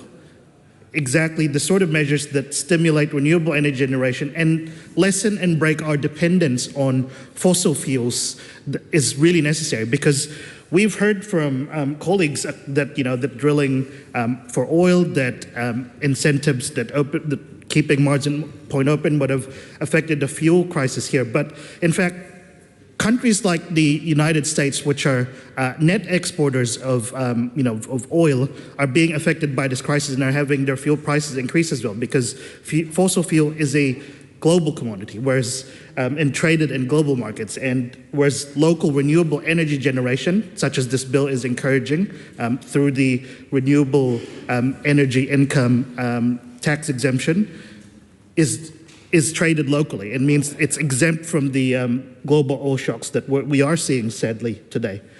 And I want to turn to another aspect of the bill, which is the fossil fuel relief package that the government passed as part of this package. And look, it's better than nothing. It's a far cry from what the Greens called for at the start of the week on Monday, when my co-leaders, the Honourable Marama Davidson and Chloe Swarbrick, called for universal public transport, which would have aided in fuel conservation and also really helped households quite a bit. And the second aspect that they called for was for a universal payment for everyone under everyone who's making under $70,000. Unfortunately, it's unfortunately a half measure, because look, less than half of children with households in material poverty are actually going to get this relief, because more than half, 52%, are in benefit households. And we do know that 150,000 families that do get this are drop in the bucket in terms of the 1.8 million households all around New Zealand. We know that the people who didn't get this are some of the most vulnerable and the communities most affected by this crisis. My colleague Ricardo Menendez-March called it the crushed bottom yesterday. And the crushed bottom continues to be crushed even further by this government. You know, I was speaking to a student earlier in the week. She's a PhD student at the University of Otago, and she's a single mum. And she has to commute to Otago to do her lessons, and she's not getting any cent of this relief package.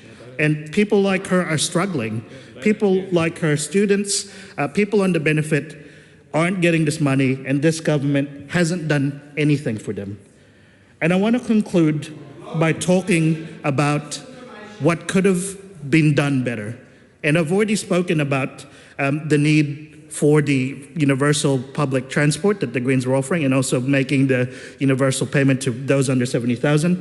But it could have been funded through a windfall profit tax and a study done. But unfortunately, this bill removes the measures which would have allowed RRD to get the information so that they could charge a windfall profit tax. Thank you. Cameron Brewer. Speaker. You were lucky you moved on time. Oh, yeah. Thank you, Madam Speaker. Madam Speaker, it's with great pleasure to stand for this third reading of our annual administrative taxation bill. And I want to put in highlights the piece in the legislative statement from the Honourable Simon Watts that points to the in-work tax credit. As we know, this bill proposes and will seal the temporary increase of the rate of the in-work tax credit by $50 a week paid by the IRD. It estimates that 143,000 New Zealand families will receive the full $50 a week increase. It's timely, it's temporary, it's targeted. It will be paid out from the 7th of April. Let's get on with it. Let's pass this bill and let's get the relief to where it's needed. I commend the bill. Correct. Honourable Dr. Megan Woods, I'll give you the same courtesy. Thank you. And ask all that the other speakers are on alert for the rest of the afternoon. I was just expecting that the chair of the Finance and Expenditure Select Committee might give a more fulsome contribution to the House on such an important piece of legislation. I was deep in the conversation with my colleague, the Honourable Deborah Russell, about tax, because there is nothing that the Honourable Dr. Deborah Russell likes to discuss less than tax. It is the thing that she will talk ad infinitum on. But, Madam Speaker, Labor finds itself in quite a unique situation with this piece of legislation. It is a piece of legislation that at this reading we are supporting, but that does not mean we support everything in the bill. So it is that Minister's amendment paper of 560 that delivers the relief to some families in New Zealand in terms of the current fuel crisis that we're in, is our reason for supporting it. This does not mean we don't have questions about that specific measure. in terms of the relief that is going. But I do want to run through some of the other elements of this legislation too, and the changes and the ways in which they were discussed at Select Committee. That nothing says omnibus bill like a tax bill. That it is free-ranging. There are a lot of non-intersecting parts and changes that are made when you do come to look at the taxation legislation. And there's several things that are tidied up. Some of them actually are really positive in terms of looking to the future and the way our tax system needs to sit forward-facing and ready for an economy that is operating in the 21st century. We've got provisions in there of how we deal with taxation on income derived from people that sell electricity back into the grid from generating it off solar panels on their homes. We've got taxation rules in this bill that deal with influencers coming to Queenstown to do promotions of particular areas. Digital nomads are fulsomely discussed in terms of the changes that need to happen in there. But there are some other changes in there that led Labor to oppose this bill at earlier stages.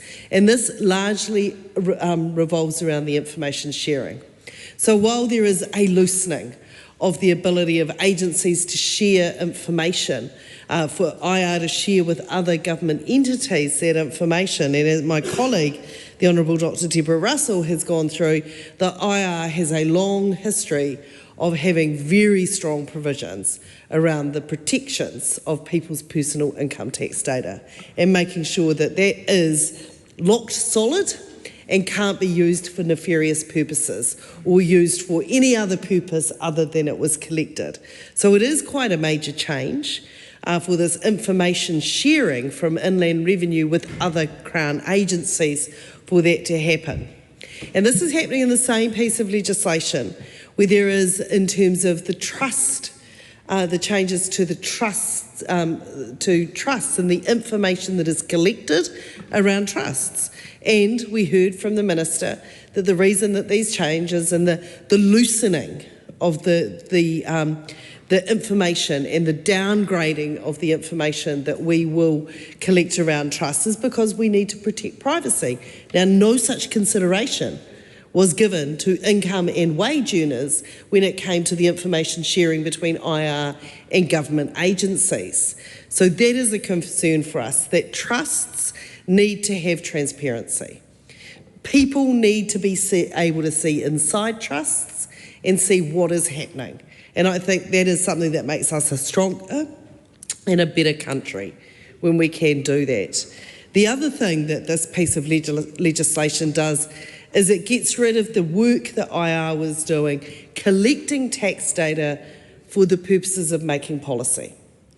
Understanding from a real-world perspective how it was that some of our income earners needed to be treated. It wasn't collecting it for the purposes of taking tax. That information was collected for the purposes of making tax policy.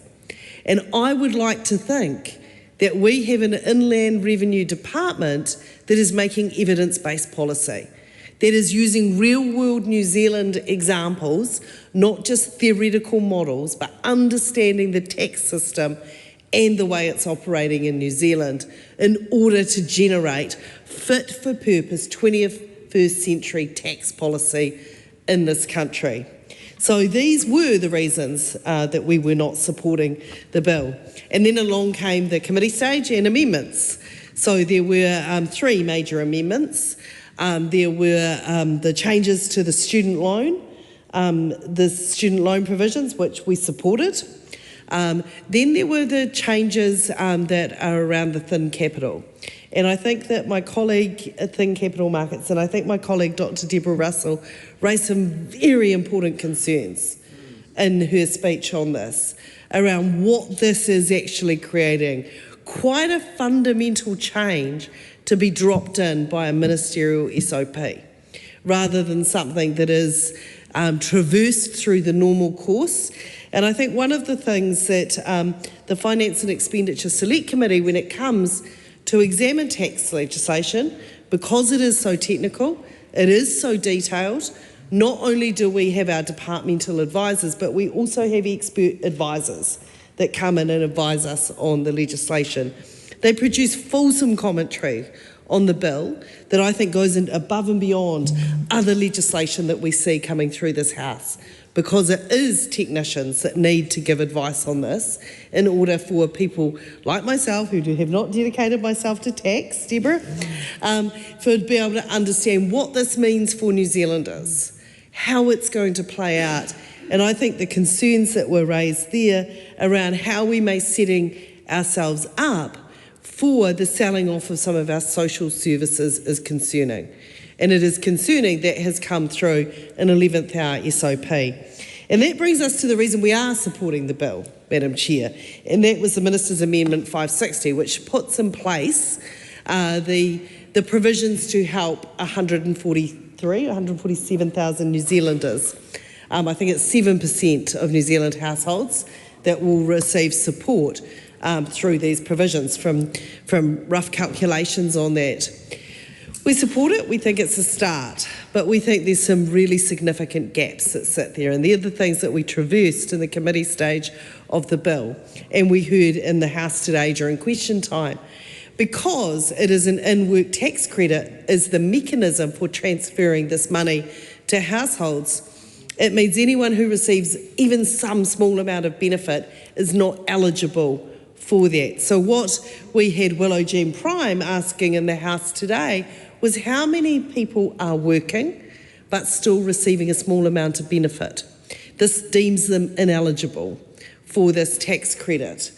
All the reasons that the Minister of Finance has given of why some people are getting this and not, like people who are working have to get themselves to work. They've got that added expense.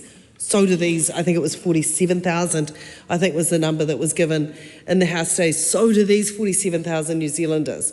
They have to get themselves to work. They've got that expense. We have concerns around that.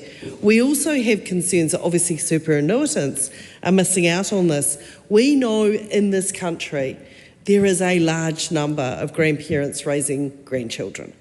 These grandparents have those expenses of a working family in many respects. They need to take the kids to school, they need to ferry them around, they've got all the to and fro, but they're grandparents and they're superannuitants, therefore they're ineligible, and they're on a very fixed income, and they're going to be doing it incredibly tough at the moment. The other group that I'm concerned about, and I asked questions at committee stage and we didn't get any numbers on it, is how many of our home care and support workers fall outside of the provisions. They might not have children, they might be receiving some form of benefit, they might not be working 30 hours. Home care and support workers, by definition, often are part-time workers, and they are often women that have re-entered the workforce. So how many of our home care and support workers who are having to use their own vehicles, their own petrol, in order to do their jobs, looking after some of the country's most vulnerable, are missing out? So these are all questions that I think we need to continue to ask, because we know for many people, they were doing it tough before this war broke out. They were struggling, they couldn't pay the bills, and that is only getting worse. Things are getting worse, not better for people, and we need to make sure we're supporting everybody who needs it. Thank you. David McLeod, nice and prompt. Thank you, Madam Chair, and I'm very pleased to stand and talk to this bill in question, the Taxation Annual Bill. Not being part of the committee, one of the challenges for all other members when you've got a substantial bill is to come up to speed with many of the arrangements that are included within it. And I think the complexity of it was evidenced by the lengthy committee of the whole House that occurred for this bill here, and we saw lots and lots of questions being asked of the ministers in the chair, and it was good to hear those questions and learn a bit more about this. But two areas that I am familiar with that I wish to talk to is, first of all, is the fact that anybody that has a residential house with solar on top, they are going to be excluded from tax for any of the income they derive from potentially selling some of that electricity out into the distribution network. And I think a lot of people may not actually have known that they were due for that, but that sounds like a very practical outcome for it. And the second area I wanted to talk to, which has been traversed by a lot of speakers already, and that's the in-work tax credit. We talk about targeted, timely, temporary, and this particular clause in this bill is exactly that. And the fact that it is timely, we just heard from the previous speaker, Dr. Megan Woods, that there is a lot of hardship out there, particularly with the increase in petrol costs, fuel costs and all that. So it is timely. It is targeted because it is targeting working families with dependent children, and it is temporary. So it ends on either of the earliest of the 31st of March 2027 or when the 91 octane petrol prices fall below $3 for 4 consecutive weeks. That sounds very practical to me. Madam Speaker, I'm pleased to commend this bill to the House. Ruben Davidson. Thank you, Madam Speaker. And look, it's an absolute pleasure to be able to take a call on this bill. I'm only disappointed that it's only a 5-minute one because having spent some time over what has become a long day in the House, it's been really good to go through it in some detail and get a better understanding of the taxation annual rates for 25-26, compliance, simplification and remedial measures bill. Now, I am ultimately standing to support this, and my colleagues have spoken from this side of the House about why it is that we are supporting this bill. A number of people have also acknowledged that we had in the chair today Minister Ducey and Minister Meager, who took questions on the bill and provided some answers on the bill, and acknowledged that perhaps it's not an area of expertise for either of them. We do appreciate them giving us those answers, and it's not the first time we've seen someone who's not in their area of expertise trying to provide answers. We saw that just yesterday from the Prime Minister speaking to the fuel plan and how the stepping through the various stages of that may possibly work. None the wiser for having listened to any of what we would call answers to the questions asked yesterday. There's 2 points I wanted to focus on specifically in this bill, and I did ask some questions, but I think it's worth drawing attention to these as we move through this stage of the bill.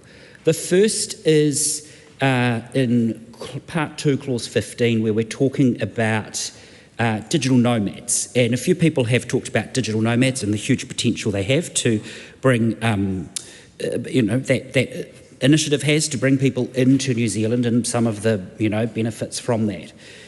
But there was some confusion around this section not applying to the income of what was termed a public entertainer, and just a lack of clarity around what the definition of a public entertainer was, and especially where a digital nomad, and a number of the examples included in the material to provide the types of scenarios, tax scenarios that digital nomads might be looking at in New Zealand, included influencers, many of whom could also fall into the category of public entertainer by way of hosted events or appearances that they may make while they're in New Zealand, therefore creating some confusion between which tax category they might fall into.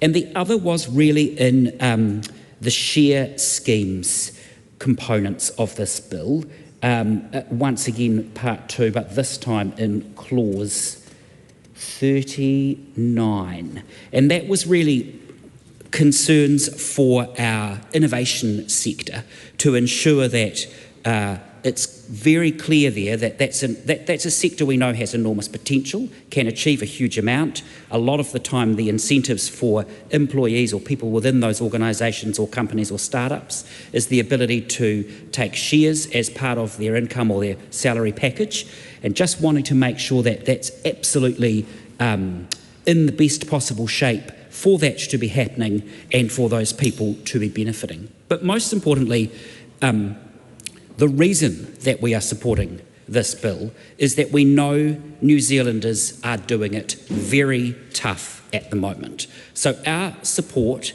enables the limited support that the government have so far committed to offering. What it doesn't, what it still has concerns around, or our support, is around some of the privacy and the information sharing provisions, and a number of colleagues have referred to concerns voiced by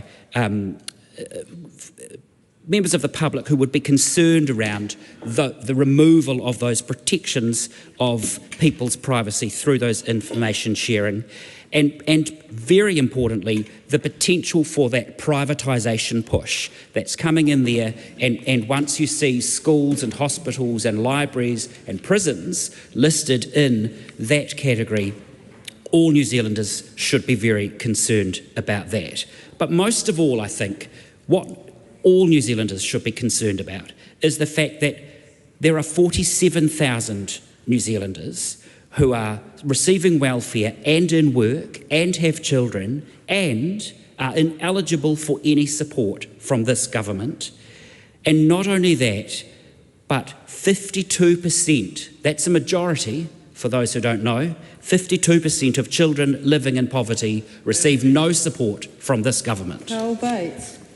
Thank you, Madam Speaker. Madam Speaker, there's an amendment in this bill that enables the $50 targeted weekly increase to the in-work tax credit.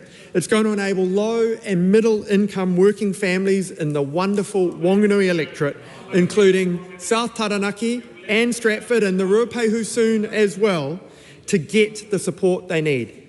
It is timely, it is temporary, it is targeted, and therefore I commend this bill to the House.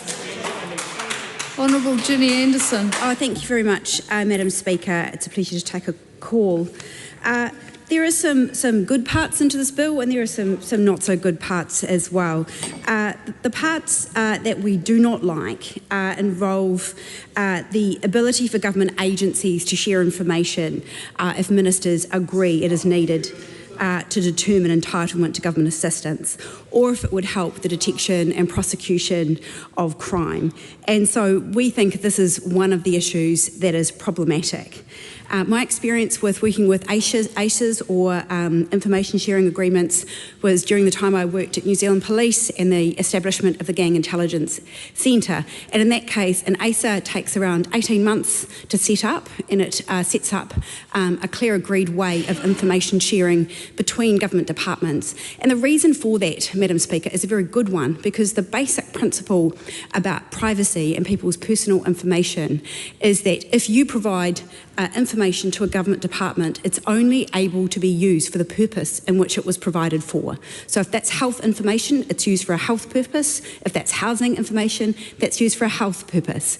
What this bill does, in fact, is it lists a whole lot of agencies where instead of having an agreed ACER agreement in place, it means that at the behest of ministers, private information is able to be shared between different ministries. And this is through New Zealand Police, ACC, Kāinga Ora, health information, private health information can be shared, New Zealand Transport Agency, National Emergency Management Agency, Ministry of Ethnic Communities, and the Office of the Privacy Commissioner. So in other words, all of that information can be used for policing purposes. The regulatory impact statement on the table there, Madam Speaker, shows that the only consultation undertaken with respect to this measure was with the Privacy Commissioner, none of the people or none of the communities impacted by this change. The only options examined were the status quo and the Minister's option, and the new rules were created at the Minister's direction. The ability for the Commissioner to collect information for the purposes of informing tax policy will also be repealed. And so this was a rule that enabled there to be information collected for high wealth individuals. And we all remember the coverage that got at the time. This project involved, there were many people who were unhappy about this process. Officials suggested that instead of repealing the rule, it could be retained with strengthened protections around the information collected. They also have said that repealing the rule will reduce Inland Revenue's ability to collect information solely for the purpose of policy development, which could affect the quality of future policy policy advice. So those two things that have happened within this bill, the ability to share information between government agencies for those purposes, and then the removal of that right to check in on high wealth individuals. In a nutshell, Madam Speaker, rich people get to hide their information and poor people will be subject to information being disclosed at the whim of a minister. That's exactly what this bill does. And so on top of that, if that wasn't enough, the disclosure information about trusts will also be repealed, the changes made around trusts. So once again, this means trusts will able to be as a way of hiding. This whole means that the heap of information about who is settling assets on trusts and who is getting assets and income from trusts will no longer need to be disclosed. Probably helpful for quite a few members on the opposite side with their pecuniary interests. It means that trusts can be again used to shelter and hide income, rental properties, a whole range of things you could put in there.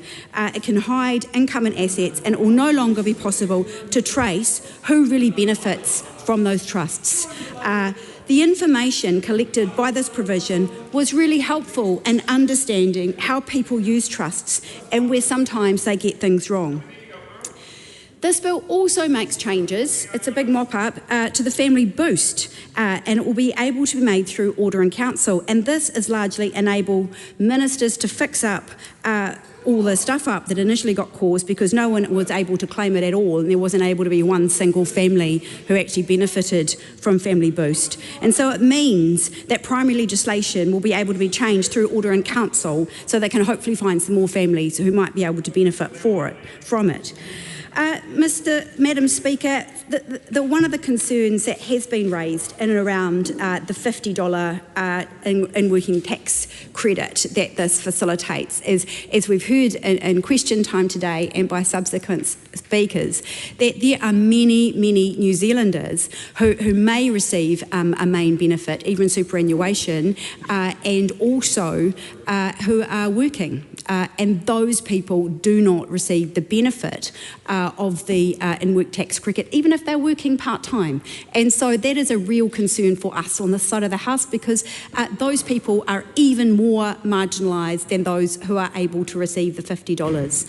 And it is even more concerning, I think, Madam Speaker, that some of those people may recently have found themselves out of work due to the multiple closures we've seen, the high levels of liquidations, not only in the Wellington region, but recently in Hastings and up that way as well, that people who will be finding themselves unemployed more than ever. Those people need assistance to go to a job interview. More than ever, those people need assistance to be able to feed their families and get groceries. And it does seem a real concern that there is a large proportion of people who need assistance in this cost of living crisis, who are not receiving it through this legislation. And we know that those fuel prices are soaring. And the real view is that this government has not prepared enough, that this government's choices have actually assisted to drive up prices. We've seen record lifts in things like basic staples like bread, white bread, mince we've heard as well, butter we know. Many of these basic items that used to be part of your weekly grocery shop are now unattainable for so many New Zealanders. And now on top of this, we've got higher petrol prices on top of all those things that were pushing people more and more into poverty. And so that is a real concern. And because diesel prices are a big factor and a big threat up in the future, those are the ones that are going to push up food prices even more. And so for people who have seen a 60-odd% increase in white bread and a 23% increase in mince, how much further will those items be pushed out of people's reach? And how much, even if you do get $50 a week, will that actually even help when people are struggling to be able to feed their families? We believe that this government has absolutely the wrong priorities for the past few years. And the fact that we've seen tax breaks provided to tobacco companies, we know that those half-price public transport has been axed at a time instead of providing that funding in that space. Half-price public transport would have been a far better investment to make sure that people can get to work, that people can get access to what they're doing. And we want also, there's a massive concern that there was no real help in terms of electric vehicles. The Clean Car subsidy being scrapped. And even this week in the House, we heard how there's going to be all these great electric chargers around the country, but unfortunately no one's purchased a car to be able to plug it into. So I think they're maybe for toothbrushes, I don't know. This annual taxation bill includes the tax rates for the year as well as a number of other measures. We think the government could have done better. We could have done a whole lot better. For a country that is now facing so much uncertainty in terms of not just food prices, not just rent prices, not just the fact that wages aren't keeping up with the price of food, we have now uncertainty in terms of energy supply. We felt that if there had have been investment into areas that assisted that transition, instead of just focusing on fossil fuel, New Zealand would have been far more equipped for the crisis that we are now seeing going on. And that is a big worry, that what we've seen is that time and time again, this government has tried to say that they've steadied up the ship in times of a bleak time, but the reality is that the jobs have gone down. Their poor decisions on cutting key infrastructure projects right across the country have increased unemployment. They've driven down wages with damaging legislation that have undermined workers' rights and wages. They have scrapped pay equity, and they have made life for New Zealanders even worse than ever before. We are not well prepared for the rainy day that is coming. We are well underprepared, and it is the hard-working people in New Zealand who can't afford to buy food, who can't afford to drive their cars. I hope, Madam Speaker, that they look to this bill and say thank you for the $50, but you could have done a heck of a lot better to help prepare New Zealand for the situation we now face. And all we see is those opposite looking after their rich mates, but not really giving a damn about the rest of the people who can't afford to buy the basics for their children each week. Carlos Chung. Rising petrol costs are putting pressure on the working families in Mount Roskill, and we understand that we need to support them. So that's why this government is willing to provide a temporary increase the rate of an in-work tax credit by $50 a week. This policy will help ease the pressure on hard-working families in Mount Roskill, and I commend this bill to the House. Great day for Mount Roskill. The question is that the motion be agreed to. Those of that opinion will say quiet during voting, please, whoever that is, I didn't see. The question is that the motion be agreed to. Those of that opinion will say aye. Aye. To the contrary, no. The ayes have it. Party vote is being called, please, Clark. New Zealand National. 49 votes in favour. New Zealand Labour. 34 votes in favour. Green Party of Aotearoa, New Zealand. 14 votes opposed. ACT New Zealand. 11 in favour. New Zealand First. Votes in favour. Te Pāti Māori. 4 votes opposed. Tākuta Ferris. 1 vote opposed.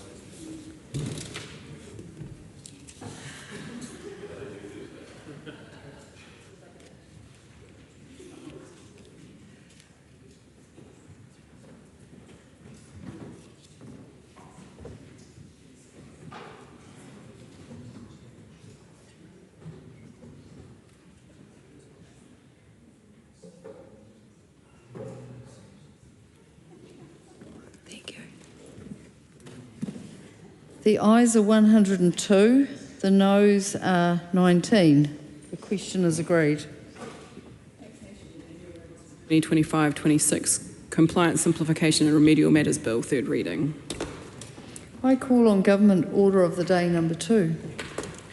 Immigration Enhanced Risk Management Amendment Bill, first reading. Honourable Chris Pink, that was very prompt. Thank you.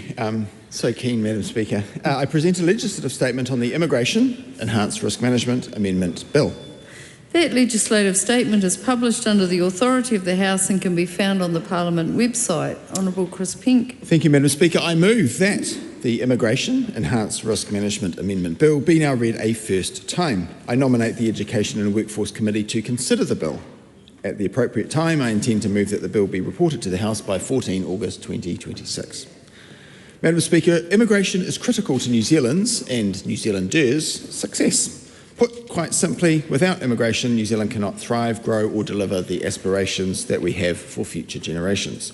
Smart, targeted and fair immigration settings make New Zealand richer in every possible way. Since coming into government, we have taken steps to change settings so that the immigration system is more fit for purpose, address migrant exploitation, prevent the erosion of the social licence for immigration, and rebalance our approach to risk and verification. We are at the challenging intersection of needing to facilitate genuine migrants and employers while adapting to new and innovative ways that some people use to try to get around the checks and balances that protect New Zealand. That is why, even as we have made the system smarter, faster and fairer, reducing processing times, refining the accredited employer work visa, improving investment settings like Active Investor Plus, and making the skilled migrant category more facilitative to help employers retain the skills our economy needs, we have also strengthened integrity and consequences where rules are abused.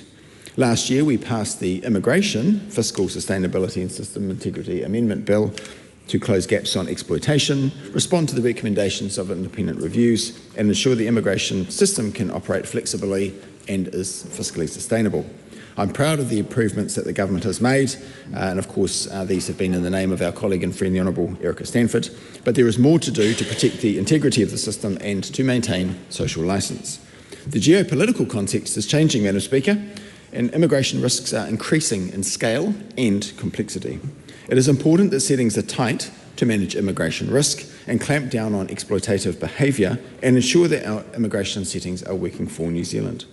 Nothing erodes public confidence faster than a sense that rules are being ignored or that serious offending goes without consequence. This bill provides practical, targeted improvements so that our immigration system can deter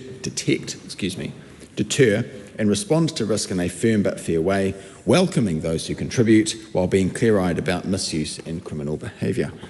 The bill has three objectives. 1, to increase the effectiveness of immigration compliance and enforcement. 2, to improve the integrity of the refugee and protection system.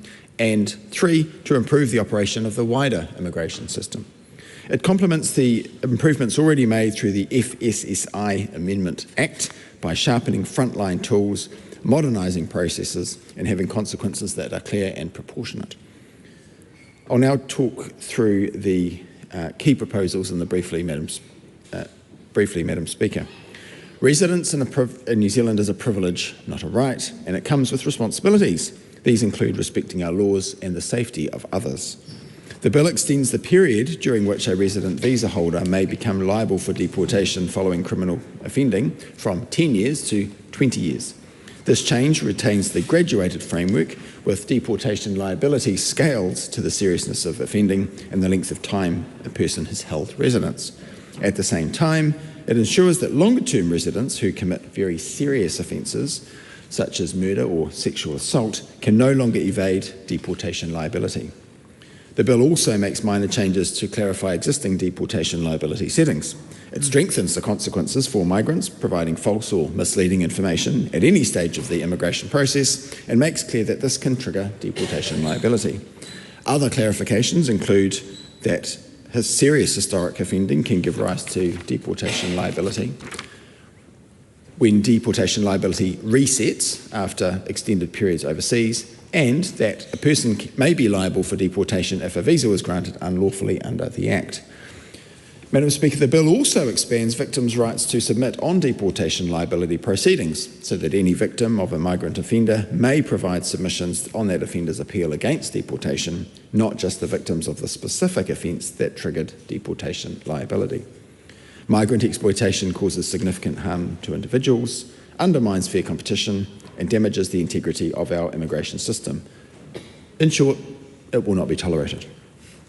The bill increases the maximum penalty for migrant exploitation to 10 years imprisonment, better reflecting the harm that exploitation causes. It also extends the practical timeframe for MB to issue employer infringement notices to 6 years after the offending occurred, recognising that exploitation is often reported only after employment relationship has broken down and that complex investigations can take time.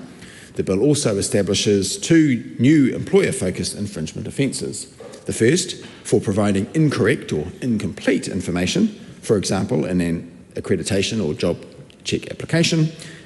And second, failing to provide wage and time record documents when requested. These changes strengthen the tools available to address non-compliant employer behaviour and enable timely action. To improve the effectiveness of immigration compliance activity, the bill adjusts the threshold under which immigration officers can request basic identity information. This will enable immigration officers to request information when they have good cause to suspect a person may be liable for deportation or turnaround, or may be in breach of their visa conditions. This change will make an existing power workable. It is not and will not become a general stopping power or a tool for random checks. The bill removes humanitarian appeal rights to the Immigration and Protection Tribunal, known as IPT, for all visitor visa holders and for temporary visa holders who have committed criminal offences. This recognises the different status and expectations of temporary versus resident migrants and reinforces the expectation that people who are here temporarily comply with their visa conditions and the law or face timely consequences. The bill allows border staff to refuse entry to some people who are usually treated as having automatic permission to enter New Zealand, such as aircrew or maritime arrivals found to be smuggling goods or drugs. This enables swift and efficient action at the border. To improve the integrity of the refugee and protection system, the bill removes the ability of an asylum claimant who withdraws their asylum claim from applying for other visas while they remain in New Zealand. This change is intended to prevent misuse of the system by individuals who make unmeritorious claims to access alternative immigration pathways. The bill also shifts residence and reporting requirements agreements from being absolute discretion to discretion decisions, implementing the final legislative recommendation of Victoria Casey's 2022 review into the detention of asylum seekers. This will ensure that these decisions are accompanied by reasons and subject to oversight. The bill modernises information sharing provisions in the Act to better support compliance and risk management with appropriate transparency and privacy safeguards. It also clarifies MB's ability to issue and contribute to digital credentials for identity and immigration status verification, enables in-progress resident applicants to opt into new policy settings without withdrawing and reapplying, and allows deportation liability notices to be served electronically where a person has no known physical address. The bill was developed with input from a wide range of stakeholders. Their feedback has strengthened and improved the bill, and I know that the Minister of Immigration welcomes further robust scrutiny at the Select Committee stage. In addition to the amendments already in the bill, she has also recently tabled a parliamentary paper outlining 7 amendments to improve the integrity of the refugee protection, that is to say, asylum system. New Zealand continues to experience a large number of asylum claims consistent with global trends. There are some 4,000 claims on hand. At first glance, it would appear that many of these claims are manifestly unfounded, which puts pressure on the system, disadvantages genuine claimants, and risks the system's social licence. The changes that are being proposed now will protect the integrity of the refugee and protection system and support efficient processing. To ensure appropriate scrutiny, I have written to the Chair, or rather Erica Stanford has written to the Chair of the Education and Workforce Select Committee and requested that they seek public submissions on these additional proposals at the same time that they call for submissions on the wider bill. Madam Speaker, this is a practical and measured bill. It equips MB with modern, proportionate tools, protects migrants from exploitation, secures the integrity of the refugee and protection system, and ensures that New Zealand has an immigration system that is welcoming to those who contribute, as well as being firm with those who abuse it. With that, Madam Speaker, thank you, and I commend the bill to the House. Question is that the motion be agreed to. Honourable Phil Twyford. Madam Speaker, thank you. Labor is very open to supporting reforms that make our immigration system fairer, more transparent, more efficient, and run in the interests of New Zealand. And our voting record in this House shows that. This bill contains a couple of dozen mostly small changes to the immigration system. And be assured that we will carefully scrutinise the bill at Select Committee to see if any of these reforms will genuinely improve the system. But Madam Speaker, we will not be voting for this bill. And here's why. This bill is a pretty naked exercise in election year politicking at the expense of migrants and refugees. The Minister wants to look tough. And she came back from the 5 countries immigration ministers meeting in London late last year, where all of the talk was about irregular migration pressures, visa abuse and removals policy. And where, along with Erica Stanford, ministers from Australia, Canada, the US and the UK all agreed they needed to get tough and get tough together. Now, Madam Speaker, this is not a bill that is based on fixing any particular real-world problem. What it is performative election year politics. And I'm pretty sure it was after one of these 5-country immigration ministers' meetings when Erica Stanford came back to her officials and said, look, we've only got a tiny fraction of the irregular migration of those countries, but let's get tough anyway. Let's crack down. Get me a list of the things that we can do to show that we're not a soft touch. And that list of things that her officials came back to her with is now this bill. And we will genuinely dig into it at Select Committee and back here in the Committee of the Whole House, and we will hold them up to the light. But, Madam Speaker, this bill's removal of the right to appeal deportation on humanitarian grounds by people who hold visitor visas will do damage to our immigration system.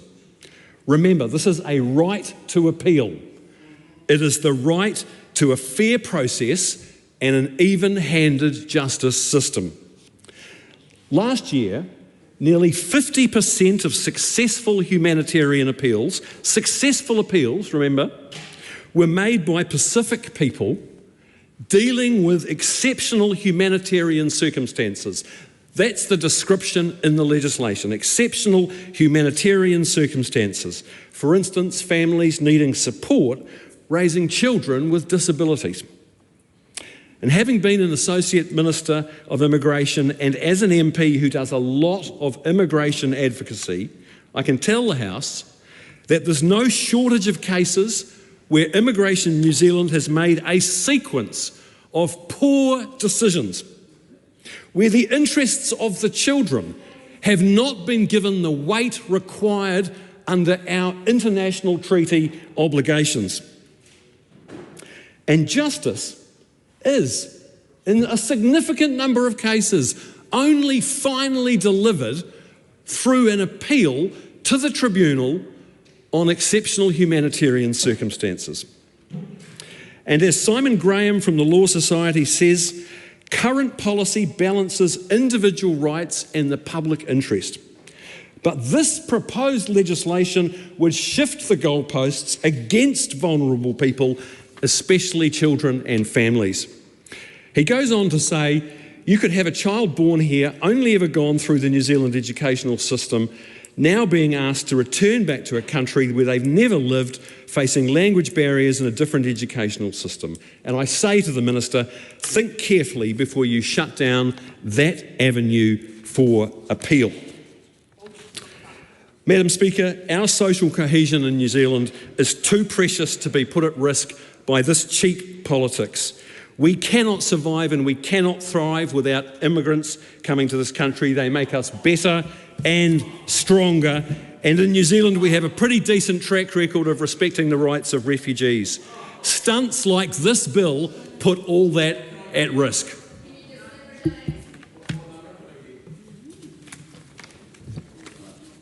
Did I get 10 minutes there? It's first reading, so you only get 5. Gotcha. Ricardo Menendez-Marsh. Thank you, Madam Speaker. This is a Trump administration-inspired, MAGA-loving piece of legislation that deserves to be put in the bin. If you heard the minister's contribution, you would think that this is a completely different bill from the one I have in front of me. And the bill itself is quite clear that this is a bill that seeks to demonize and target undocumented migrants by giving more powers to our immigration officials to target them if they suspect that they may be in breach of their visa conditions. The scenes that we've seen in the United States with ICE, which the closest thing we have here is called ICI, where families are being separated, torn apart, and lives are being destroyed did not happen overnight. The scenes from the United States were the product of successive governments dismantling the rights of asylum seekers and migrants and giving immigration officials more powers to target migrant communities. I particularly want to focus on the provisions that give immigration officials more power to target migrant communities for just simply being suspicious or looking suspicious. Because in Erica Stanford's own words, when she was trying to justify these provisions, she said, quote, "We have a big overstayer problem, tens of thousands more than we suspected." And shortly after, she had to apologize for literally misleading people, trying to make them believe that there were tens of thousands more of undocumented migrants in this country when that was not the case.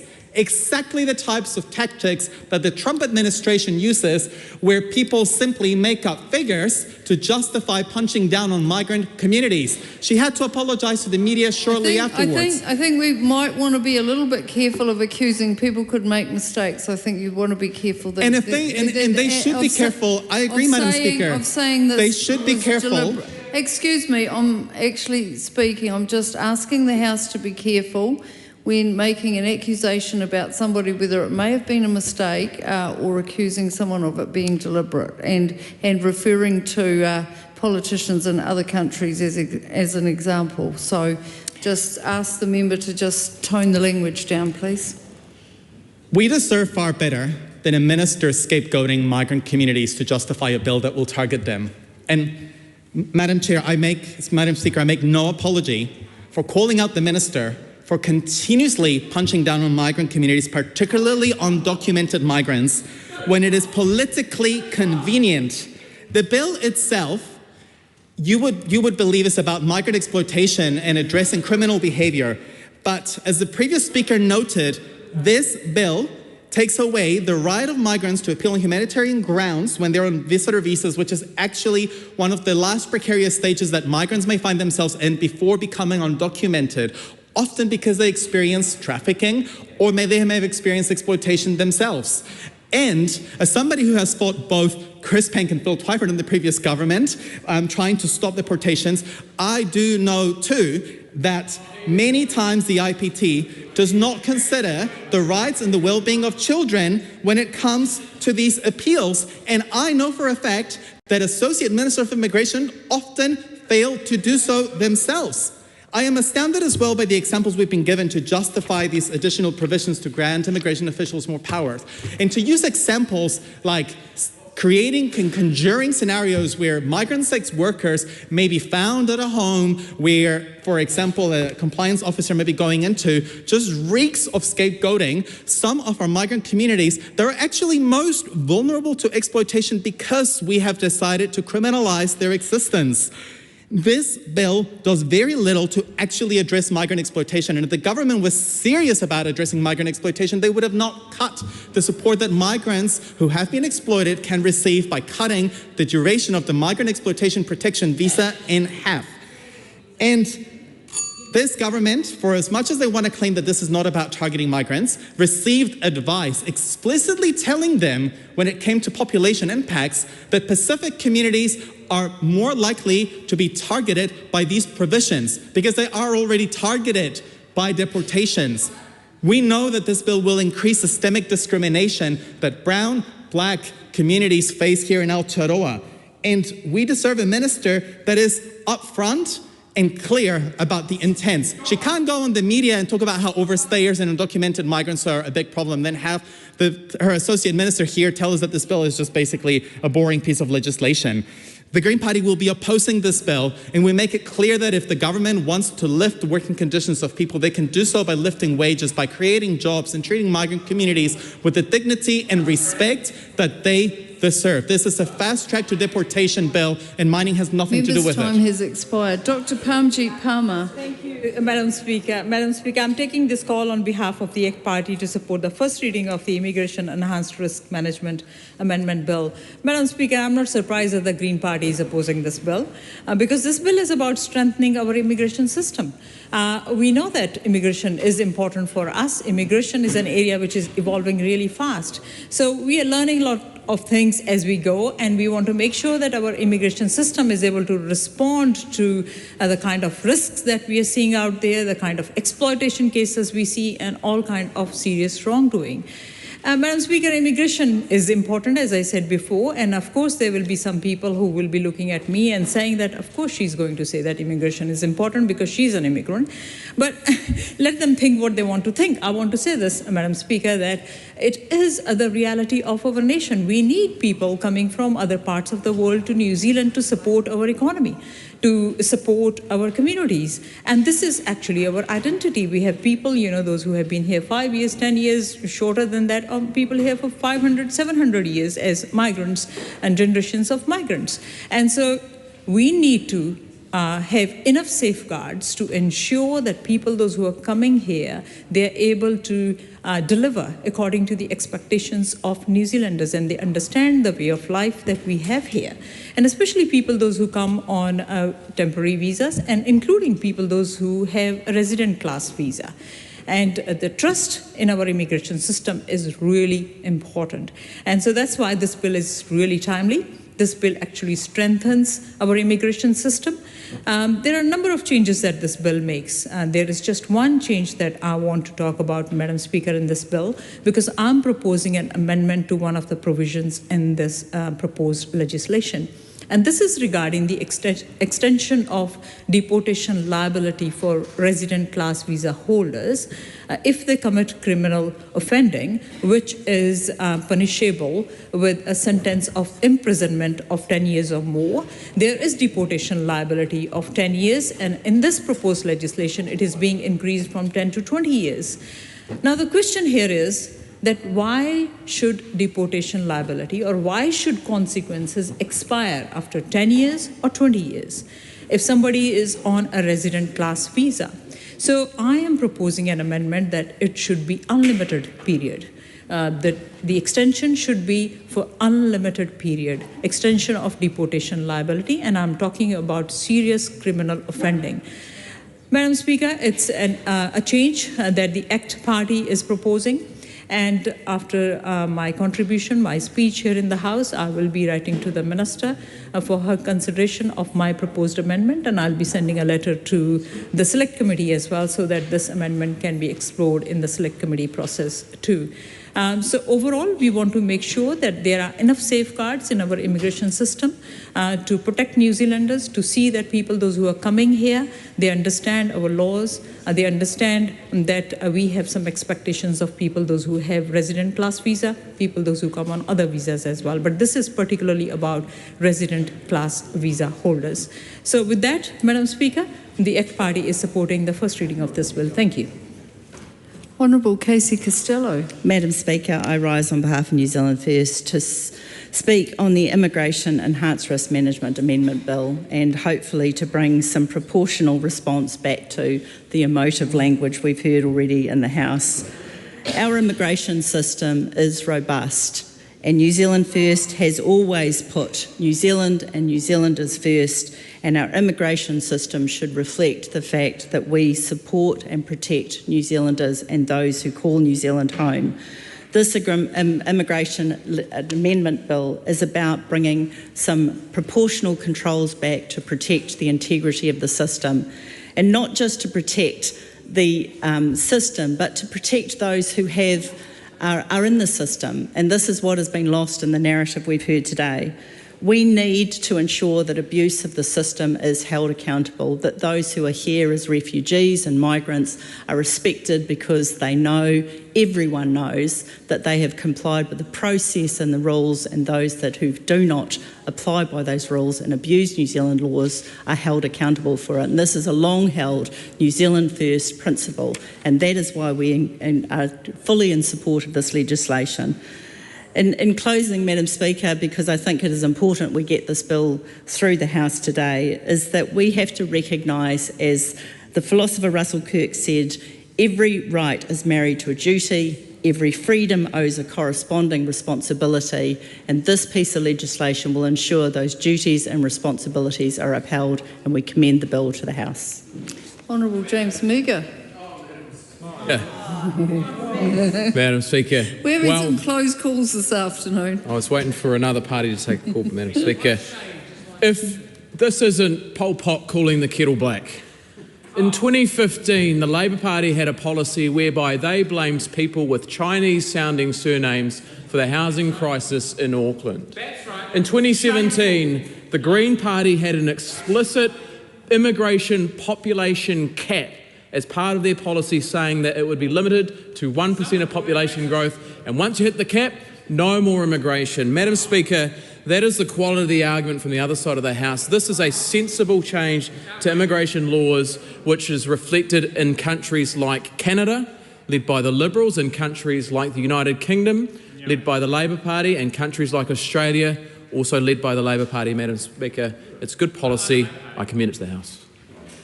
Honourable Jenny Anderson. Thank you very much, Madam Speaker. This bill is really concerning in some areas, and I think we're right to highlight the concerns that we have. I'm really looking forward to the Select Committee process and to drilling down into some of the ways that this bill is actually going to operate. Many of the bill's provisions seem petty and pretty punitive, with no clear evidence base or policy provided to justify them. But nevertheless, we will give them serious scrutiny at Select Committee.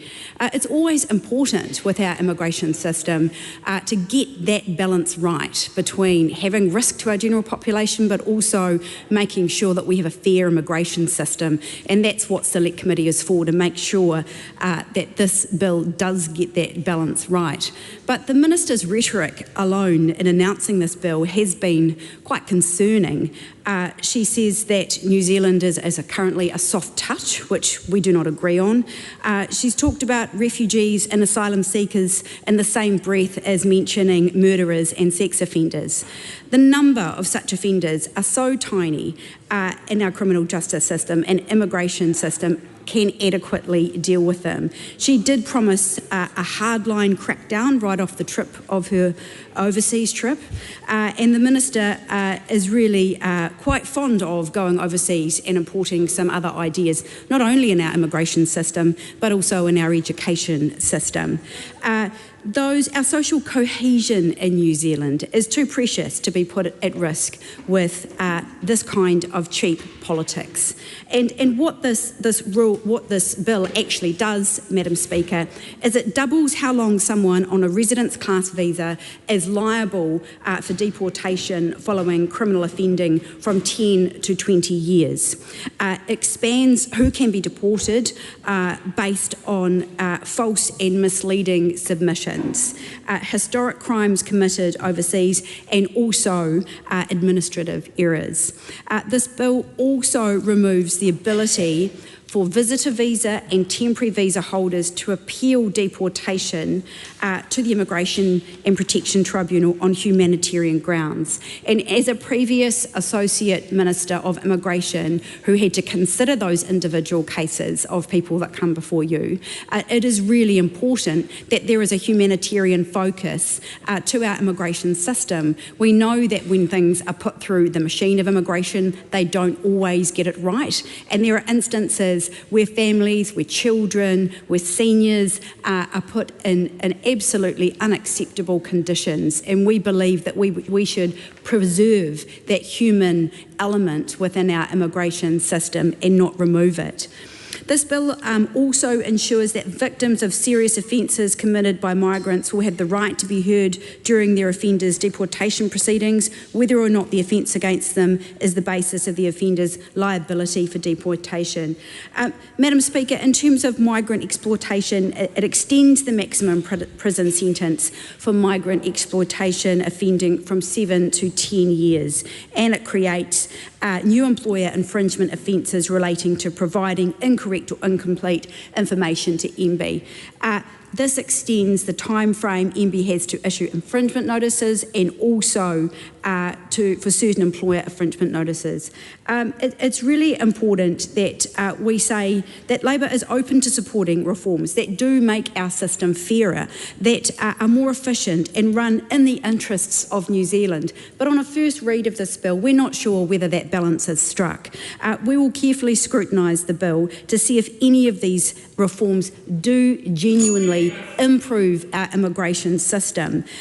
But on the face of it, this bill's removal of the right to appeal deportation on humanitarian grounds by people who commit serious crimes will do damage to our immigration system, for it removes that ability to have a human face to understand it.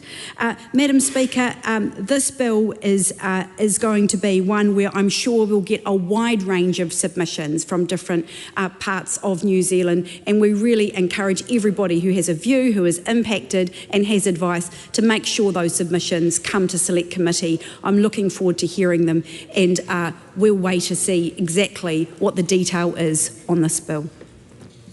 Cole Bates. Madam Speaker, the first half of Phil Twyford's speech was more fictional than the children's book I'm going to read to my kids when I get home this evening. Didn't even reflect the reality of the journey that this policy has been on in order to get to this House, Madam Speaker. You see, work started on this bill in March last year. Cabinet decisions were taken mid-year in June and July. And key policy decisions were released in October, Madam Speaker. Madam Speaker, people on temporary visas can still appeal to the Associate Minister of Immigration. Phil Twyford needs to read the bill, get with the program, support the bill, and therefore, Madam Speaker, I commend it to the House. Honourable Dr. Duncan Webb. Oh, thank you, Madam Speaker. Look, it's just a little troubling to hear the kind of, vitriol coming from the other side, because it's come from both sides, but I'm not going to say it's come from the Labor Party team, because it hasn't. Okay. Not vitriol, no. Who's doing this debate? You are. Okay. Because this is actually a really important issue, because here we are talking about New Zealanders of a number of classes, and when their right to be in New Zealand can be taken from them. And obviously asylum seekers and refugees are a really important class. New Zealand has a proud history of accepting people from conflict zones or who are oppressed in their home country and giving them refuge here, including people who arrive and claim asylum. And so I think we need to be really cautious when we start amending those frameworks. For example, I'm looking at one change where individuals won't be allowed to apply for a visa if they've claimed asylum and then withdrawn that claim for asylum. Now, it strikes me that may have some perverse outcomes. A really good example would be someone who comes to New Zealand and claims asylum, and then by dint of being in New Zealand for some time, qualifies for another visa class. They might be on going through the asylum process, which can take many, many years, and at the same time marry a New Zealand citizen. But they couldn't apply for a partnership visa if they withdrew their asylum application, which seems madness, because it's much more sensible to say, well, I don't need asylum anymore because I'm in a relationship with a New Zealand citizen, and the law would recognise an alternate pathway for me to reside here, rather than the arduous asylum pathway, which requires a lot of investigation. And I was troubled to hear Palmer talk about having an unlimited period of time for which a criminal conviction would result in deportation. And I have actually worked in this space, not a great deal, but I've done a number of cases in this area, both as a lawyer and as a MP. And I just want to point out that this is where we get to with the 20-year rule, right?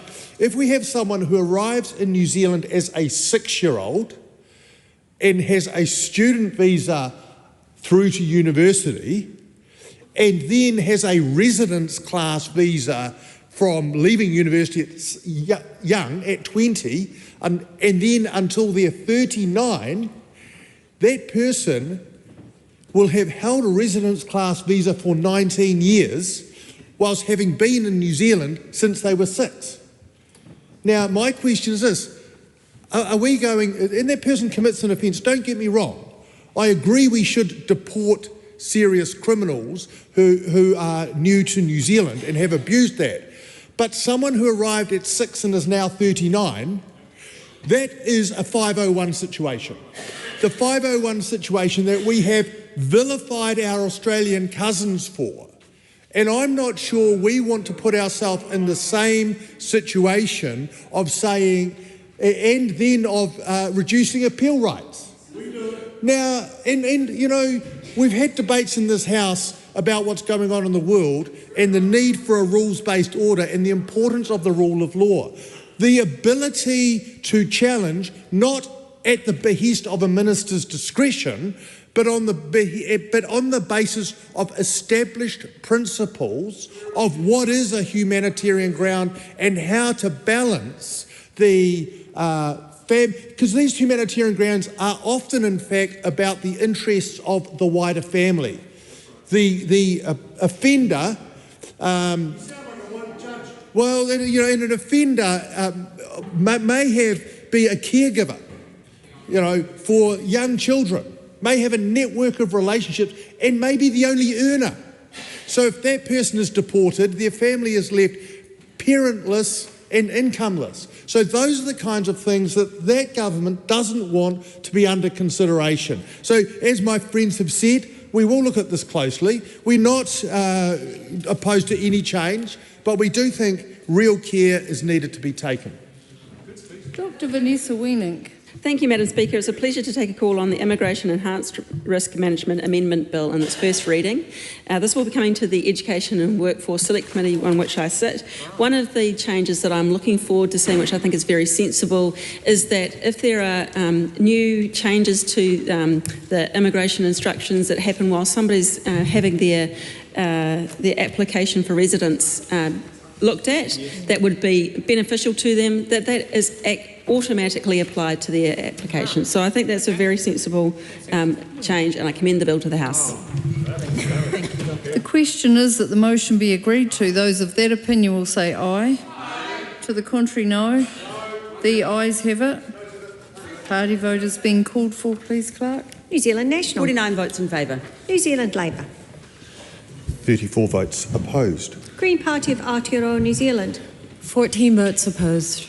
ACT New Zealand. 11 votes in favour. New Zealand First. 8 votes in favour. Te Pāti Māori. 4 votes opposed. Taku Te Whereas. 1 vote opposed.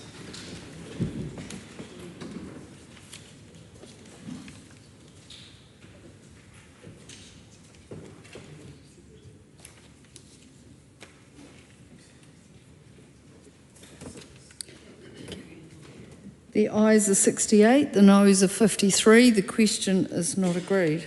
The question is agreed. I withdraw and to say the question is agreed. Immigration Enhanced Risk Management Amendment Bill, first reading.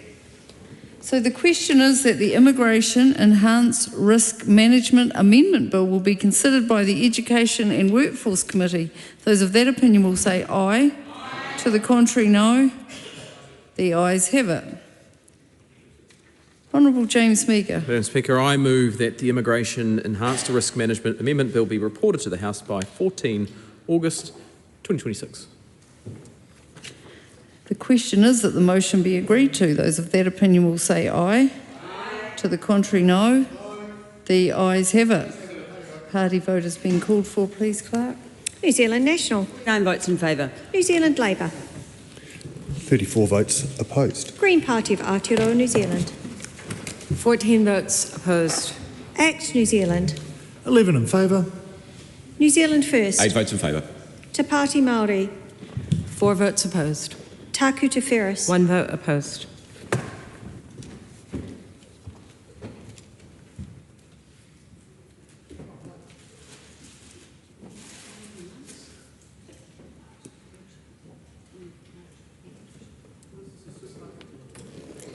The ayes are 68, the noes are 53. The question is agreed. I call on Government Order of the Day number 3. Commerce Commission Reform Amendment Bill, first reading. Honourable Scott Simpson. Speaker, I present a legislative statement on the Commerce Commission Reform Amendment Bill. That legislative statement is published under the authority of the House and can be found on the Parliament website. Honourable Scott Simpson. Madam Speaker, I move that the Commerce Commission Reform Amendment Bill be now read a first time. And in doing so, Mr. Speaker, I nominate the Finance and Expenditure Committee to consider the bill. At the appropriate time, I intend to move that the bill be reported back to the House by 27 July 2026. Mr. Speaker, this review of the Commerce Commission was prompted by a thorough and very timely review led by Dame Paula Rebstock in association with Professor Alan Fells and David Hunt, and I thank them for their work. The Commerce Commission is New Zealand's competition and consumer protection agency. This government is committed to growing the economy and improving outcomes for New Zealand businesses and consumers. The competitive and well-performing markets that we aspire to provide one of the foundations for achieving this goal. To do this, we need world-class competition laws and competition institutions. In December 2025, I introduced the Commerce Promoting Competition and Other Matters Amendment Bill to strengthen and enhance New Zealand's economy-wide competition law.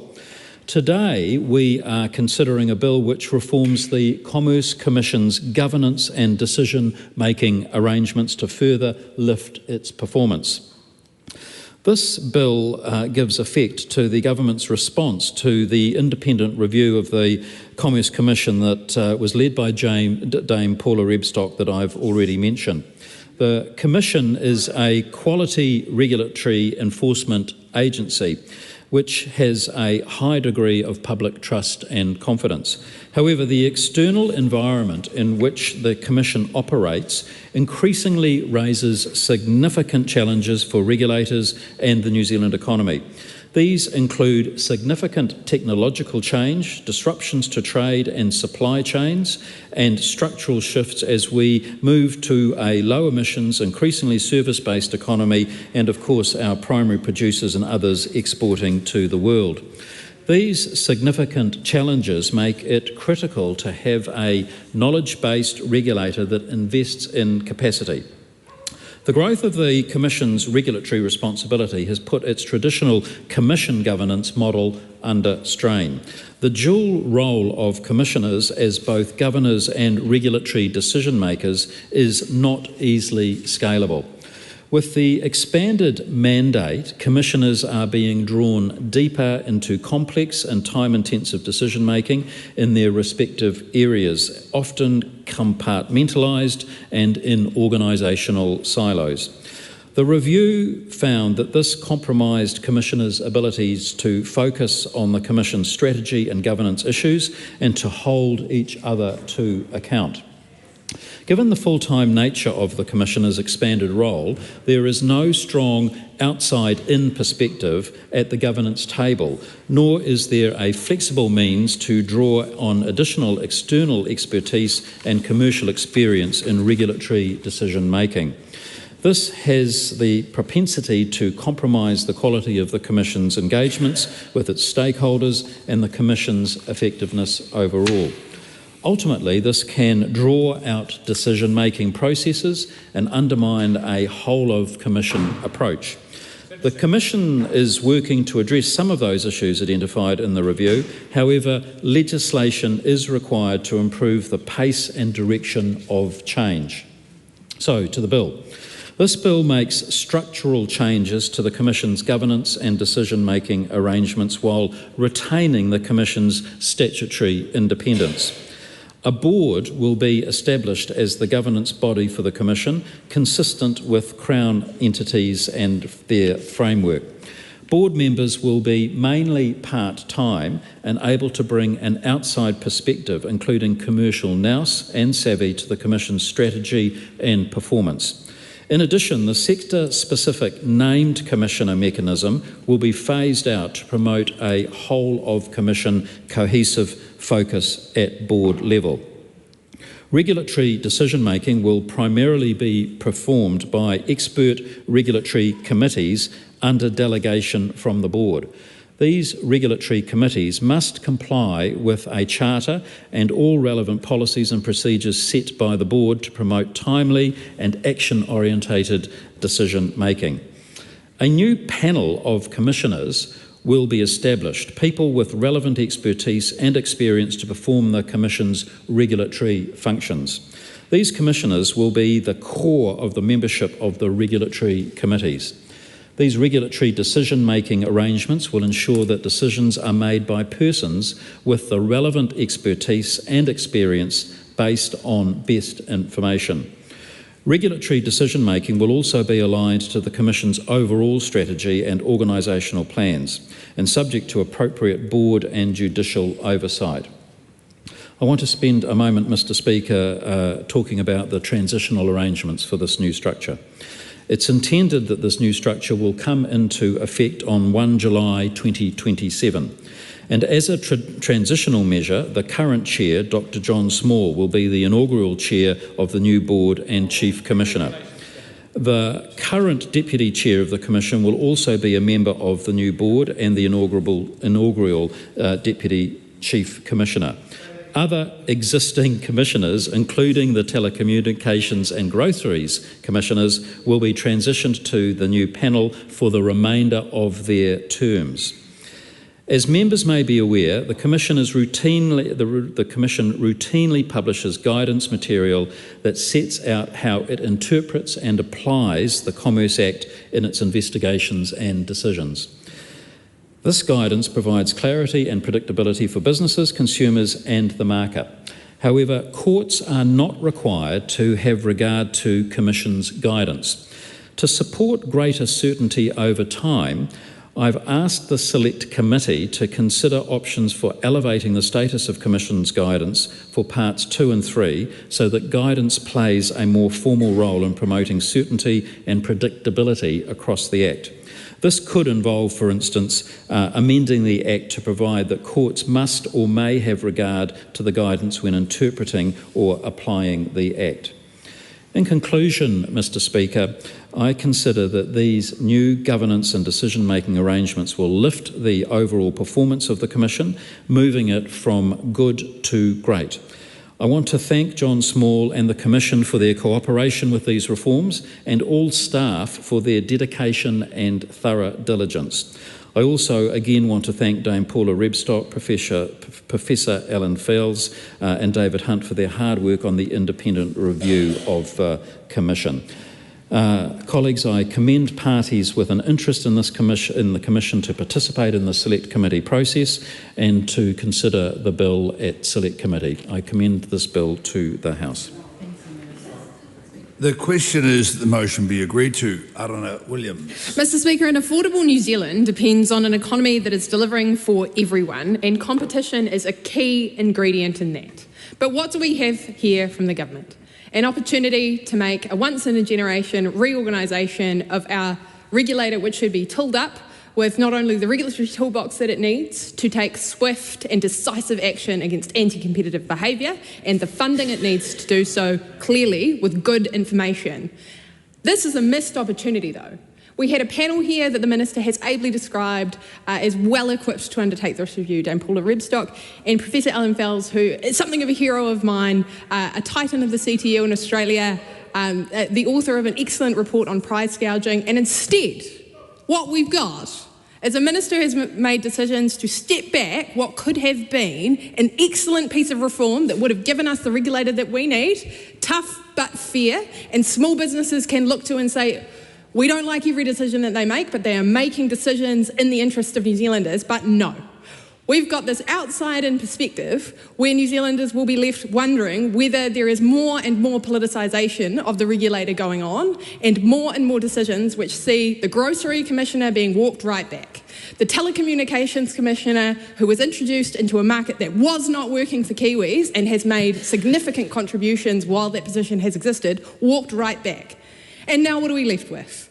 A body that is being appointed by ministers directly, making decisions which New Zealanders will struggle to have faith in, and I will get to that more about why that really matters for our economy. But at this point, Labour cannot support this. We will go to Select Committee and we will listen to the submitters. And hopefully we can make change, which means that more New Zealanders are able to have faith in that regulator, because, Mr. Speaker, we need it. We need an economy where everybody feels like they are getting a fair go, where people don't think that lobbyists have a backdoor into government and the regulator to get exactly what they want to the detriment of small businesses and mums and dads who are out there competing on price and quality, because larger corporates can command high prices over time by keeping others out. That is not the economy that we need. It is an economy where there is significant drag on not only productivity, but also on the consumers who Labour is on the side of. This is not a reform that is on the side of consumers. Mr. Speaker, this is a missed opportunity for those consumers who need us most, when we are facing prices continually rising at the pump, when fuel is a huge source of anxiety for every person in our country right now, and where there are no pricing mechanisms being introduced by this government. We've asked the Commission nicely to look at any price gouging, while in fact taking away their funding and taking away the specific tools that make the commissioners the powerful operators that they are in the economy. Whether you like or not the Telecommunications Commissioner or the Groceries Commissioner, whether or not you think that is working as it should at the moment, shouldn't we all be able to agree that these are industries that are not working and where the regulator needs special enforcement powers and a way of taking a good look under the hood about whether New Zealanders are getting a good deal? I think so. But this bill does the opposite from that. So let me tell you, Mr. Speaker, about what Labour will be looking for when we work through this at Select Committee.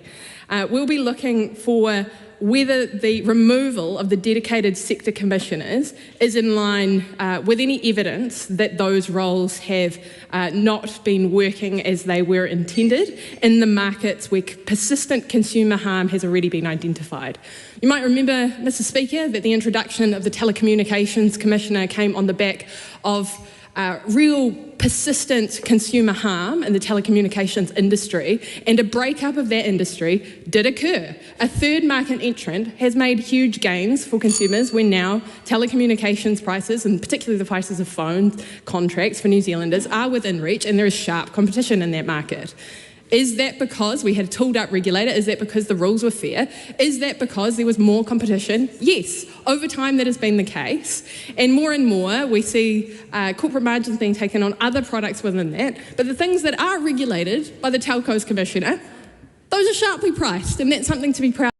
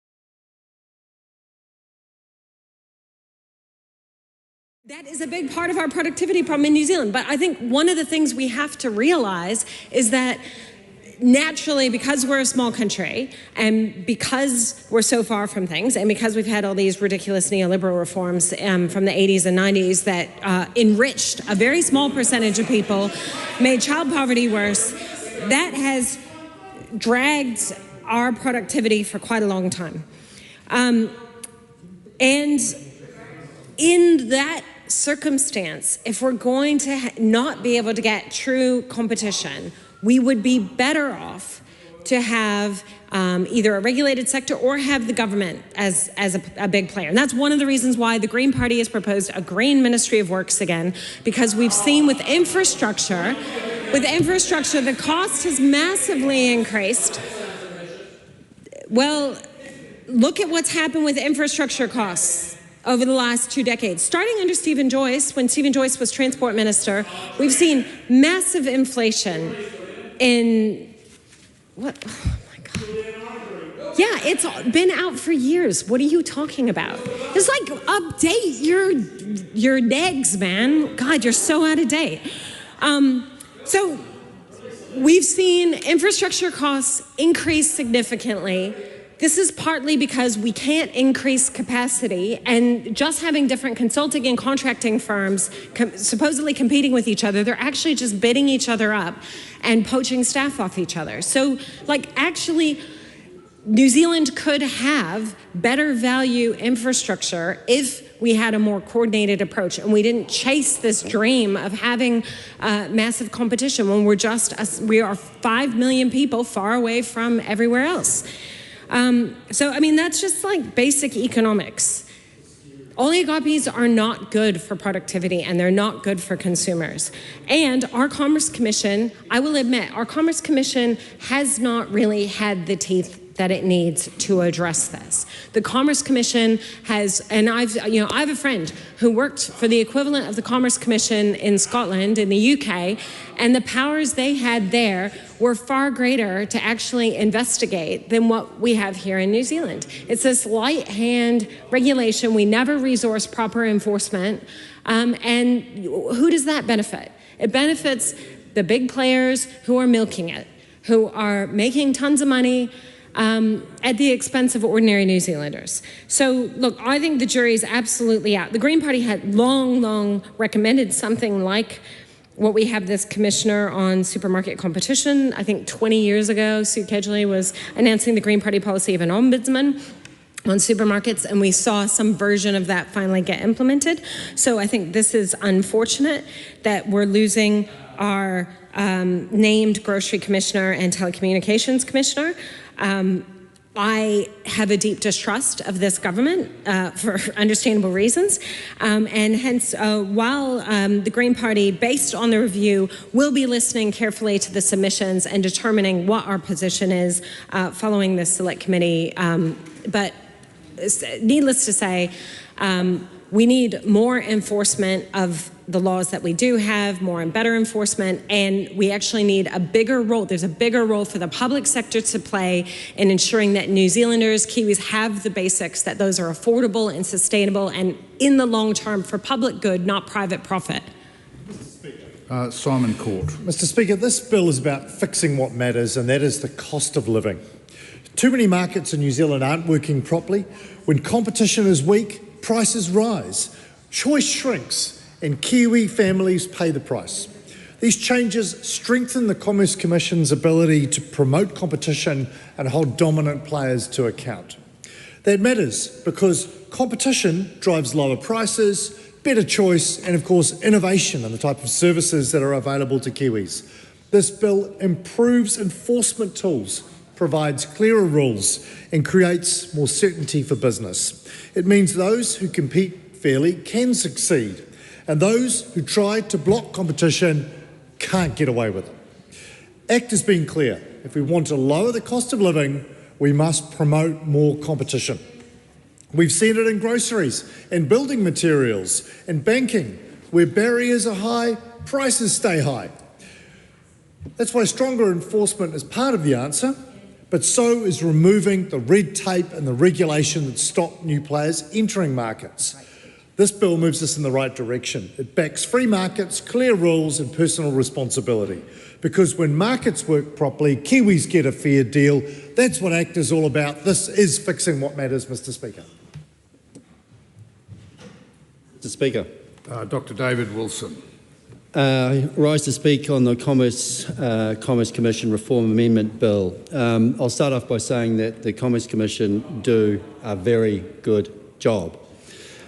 Structural change in the Commerce Commission's governance and operational mandate primarily seeks to transition the organisation from a model where commissioners handle both day-to-day governance and regulatory decision-making in siloed divisions to a more robust board-led governance structure. This we fully understand. Good governance is really very important in this context. And that kind of separation from governance, strategic policy making and so on and operations is absolutely vital in this context. Also appreciate the transitional arrangements that the Minister has talked about.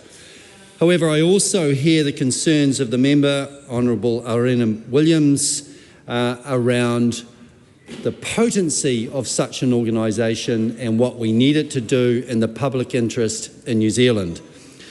But governance is nonetheless extremely important in that respect. Along those lines, though, what we've heard, there are challenges confronting New Zealand at the moment in AI, blockchain, organised crime, sophisticated fraud, monopolies, duopolies and oligopolies that are currently confronting us. And the member from the ACT Party talking about how markets will take care of this, sometimes markets are not enough. Sometimes there is market failure, which is why we absolutely need a strong Commerce Commission, and we absolutely need good governance in that respect as well. So, Mr Speaker, we expect that the private sector to be held in high standards in their governance standards, and so we can expect the same in the public sector. Mr Speaker, I commend this bill to the House, and on some of those notes I look forward to the select committee process where we can address some of these challenging things for New Zealand as a whole. Thank you, Mr Speaker. Mr Speaker. Cameron Brewer. Mr Speaker, it's great to talk on this Commerce Commission reform bill, and as our Minister for Commerce and Consumer Affairs, the Honourable Scott Simpson, has said, this has directly come out of an independent review led by Dame Paula Rebstock. So the Finance and Expenditure Committee is looking forward to handling this bill and is grateful that it's been directed towards us. We have a good relationship with the Commerce Commission and led by its chair, Dr. John Small, and it's very good that he is going to be a big part of this transition, as the Minister said. And so we will give this full consideration. We are grateful that this government is following up from the review that was led by Dame Paula, and we look forward to hearing more from submitters and coming back to the House at the next stage. Thank you. Reuben Davidson. Thank you, Mr Speaker, and I'm standing to take a call on the Commerce Commission Reform Amendment Bill, and this is a bill that we oppose on this side of the House, and I'll start by echoing the words of one of my colleagues, Aotearoa Williams, who spoke at the beginning and said, an affordable New Zealand needs an economy that delivers for everyone. And I'm repeating her words because they're very important, and I think they're lost on the other side of the House, because the other side of the House believe in progressing an agenda that continues to leave people behind, but not as an unintended consequence of the agenda they're pushing. It is in fact on purpose, and that is the very worst kind of politics. Now, on the topic of leaving people behind, I can't let this opportunity pass without giving a shout out to Pam from Aranui, who's run a campaign to bring the bus back to Aranui. She's taken her plea to the Regional Council this week, and the Regional Council have committed to bringing a bus back to Aranui. Now that's fantastic for Aranui, but it flies in the face of what this government have done by walking away from committing to vital public transport that New Zealanders need, especially during a fuel crisis. But this government want me to get back to the bill, or those members left here on a Thursday afternoon. So that's what I'll get back to. But these are the same members who campaigned around the country saying that they were going to fix the cost of living and have gone on to make it a whole lot worse.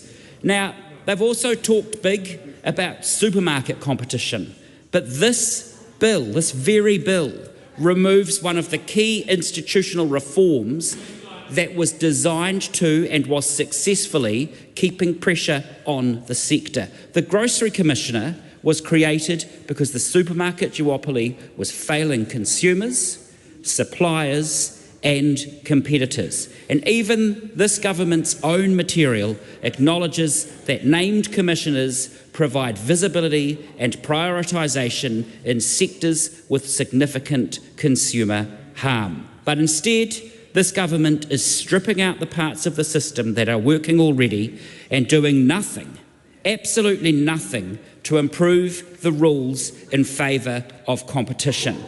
Now let's have a look at another market where this is particularly essential, the telecommunications sector in New Zealand. A clear example of where strong regulation has been essential to opening the market and improving prices and service. But instead, this government wants to remove the Telecommunications Commissioner, weaken the specialist oversight in another concentrated sector.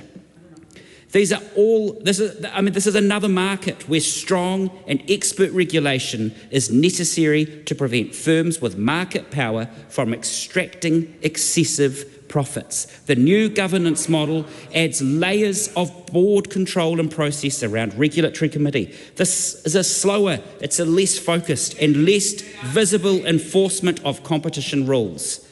Repealing restrictions on delegation also makes it easier for important decisions to move further away from identifiable specialist regulators.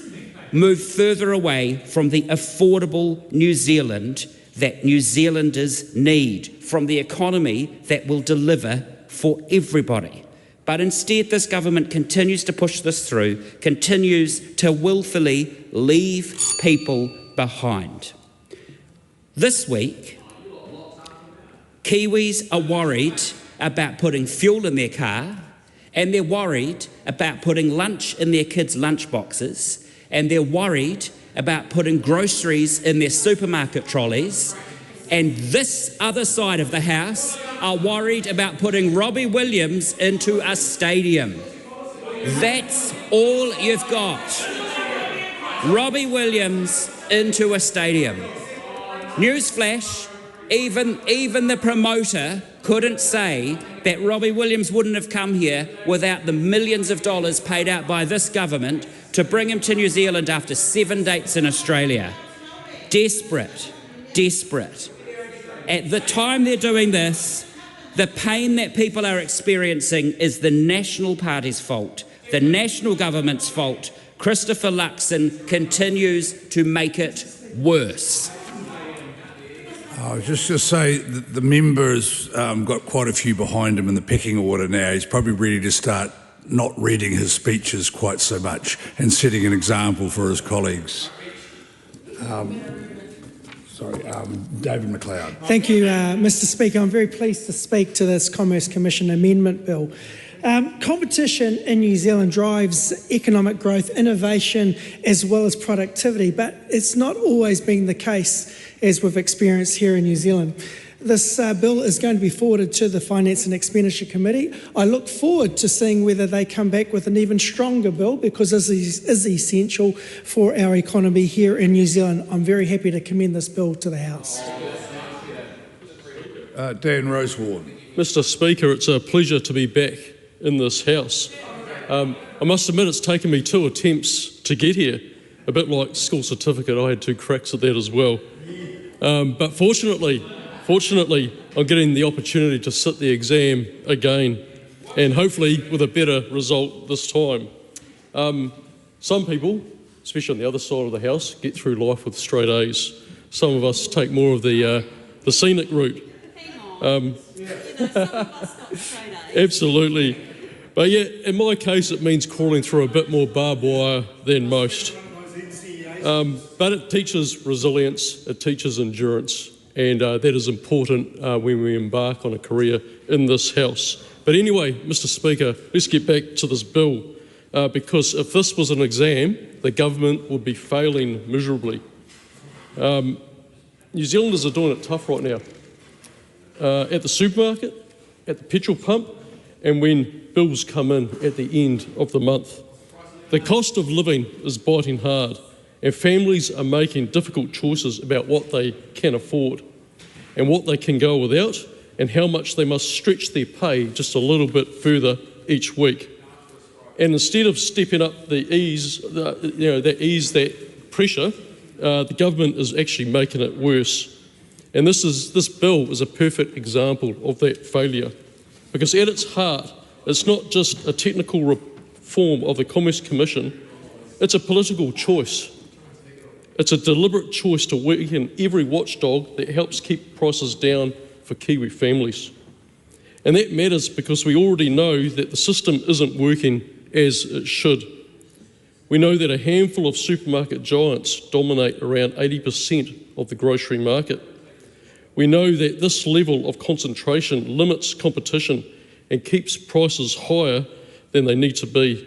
And we know that suppliers are often afraid to speak up for fear of being squeezed out. And we know that when competition is weak, prices go up and families pay the price. And that's exactly why Labor acted, and that is why we created the Grocery Commissioner, to shine a light on that anti-competitive behaviour, to give suppliers a voice, and to hold those big players to account, and ultimately to drive down prices for everyday New Zealanders. Because sunlight matters, Mr Speaker. Accountability matters, and strong regulation matters when markets fail. And what does this government do? They scrap that role. They remove that focus, and they water down enforcement. And they expect New Zealanders to believe that somehow, magically, that prices will fall as a result. Mr Speaker, that's not credible. In fact, it defies both logic and experience. Weakening oversight in a concentrated market does not lead to better outcomes. It leads to higher prices, less transparency, and more power in the hands of the few. And it's happening at the worst possible time, because right now the global situation is getting harder, not easier. The war in Iran is already driving up oil prices, disrupting supply chains, and pushing inflationary pressures across the world. Energy prices are rising, and we all know what that means here at home. It flows directly into transport costs, the costs of getting goods onto shelves, and ultimately into the weekly shop. We're already seeing fuel prices spike internationally, putting pressure on households and businesses alike. And when prices face higher import costs, those costs don't just disappear, they are passed on to the consumer. And it doesn't stop at the pump. That same conflict right now is pushing up the cost of fertiliser, freight and food production. It is making it more expensive to grow food, to move food and to sell food, and that means higher grocery bills are coming next, whether this government acknowledges that or not. So let's be very clear about this, Mr Speaker. New Zealanders are being hit hard by the global pressures, pressures that they cannot control. They cannot control war overseas, they cannot control global oil prices, they cannot control supply chain disruption. But what they should be able to rely on is a government that is actually firmly on their side, a government that strengthens competition and doesn't weaken it, and a government that actually cracks down on excessive profits, not turns a blind eye. So it's a pleasure to take my first call on this bill, because it's absolutely important that Kiwis get a fair go. Rima Nakle. Mr Speaker, as most of us know in this House, one of the main aims of the Commerce Commission is to promote competition and protect consumers, Mr Speaker. And one of the aims of this bill is to make the Commerce Commission more efficient and more effective, so eventually it can reach that role. The other side of the House had 6 years to do something about competition so that they could bring grocery prices down. It didn't happen in 6 years. At least on this side of the House, we're moving. I commend this bill to the House. The question is the motion be agreed to. Those of that opinion will say aye. To the contrary, no. The ayes have it. Please conduct a party vote. New Zealand National. 49 votes in favour. New Zealand Labour. 34 votes opposed. Green Party of Aotearoa New Zealand. 14 votes in favour. ACT New Zealand. 14 votes in favour. Next time. New Zealand First. I'm tempted. 8 votes in favour. Te Pāti Māori. 4 votes opposed. Taku Te Ferris. 1 vote against.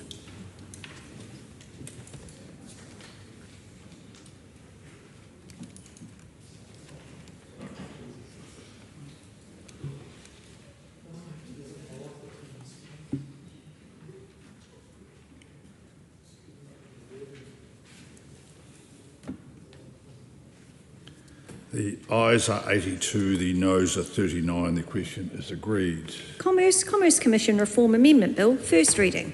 The question is that Commerce Commission Reform Amendment Bill be considered by the Finance and Expenditure Committee. Those of that opinion will say aye. Aye. To the contrary, no. The ayes have it. I move that the Commerce Commission Reform Amendment Bill be reported to the House by 27 July 2026. The question is that the motion be agreed to. Those of that opinion will say aye. To the contrary, no. No. The ayes have it. Ayes have it. Party vote. Please conduct a party vote. National. Votes in favour. New Zealand Labour. 34 votes opposed. Green Party of Aotearoa New Zealand. 14 votes against. ACT New Zealand. 11 in favour. New Zealand First. 8 votes in favour. Te Pāti Māori. 4 opposed. Taku Te Ferris. 1 opposed.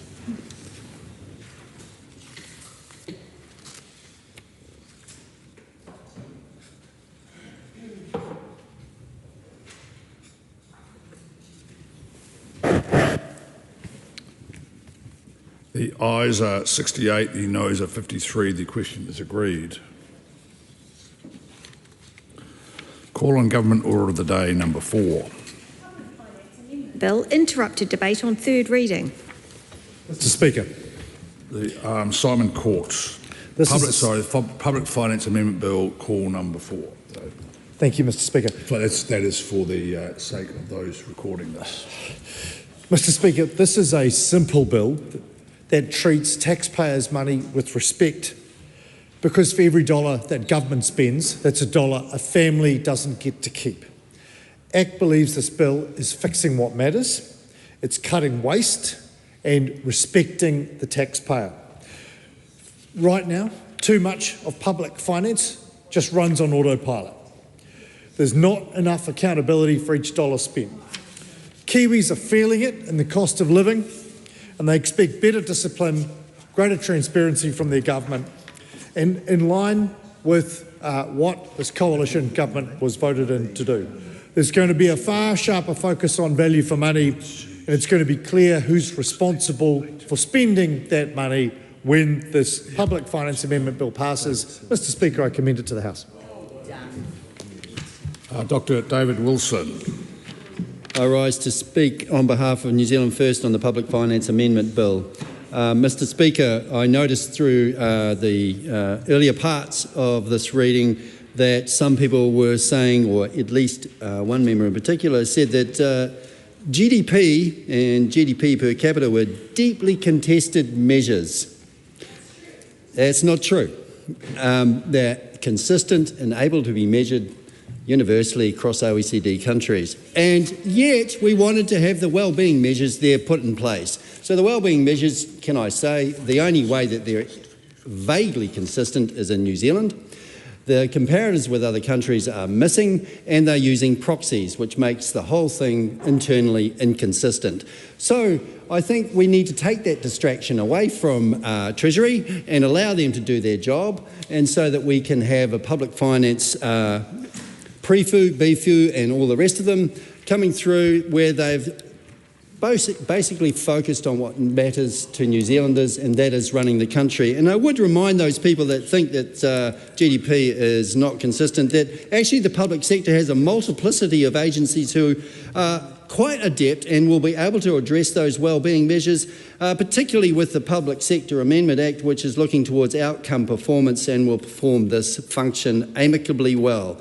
So, Mr Speaker, for too long the previous government cluttered our public finance reports with wellbeing measurements that often served more as an ideological exercise than a practical economic tool. This bill fixes that by repealing those requirements and returning our focus to the core fiscal variables. We commend this bill to the House. Speaker. Ricardo Menendez-March. Thank you, Mr. Speaker. There are some inconsequential bits of this bill that we are more than happy to support, but on the whole, I think what this government fails to genuinely do is take into account the genuine and actually quite big risks that exists, for example, to our liability for not taking action on climate change and the money that we would have to pay offshore in relationship to that. And, well, that is a choice that maybe the government will choose to make, but we would be nonetheless liable for it. And I think this is part of the challenge that we have.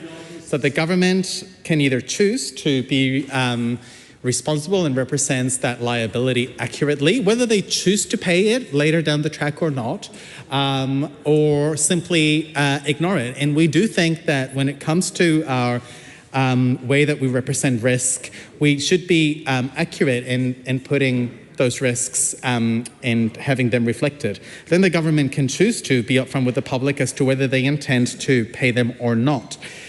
I think one of the challenges that we have is that, and the previous speaker talked about it, and the GDP per capita sort of measurements that we have, is that they are a blunt instrument for measuring the state and the well-being of a society and an economy.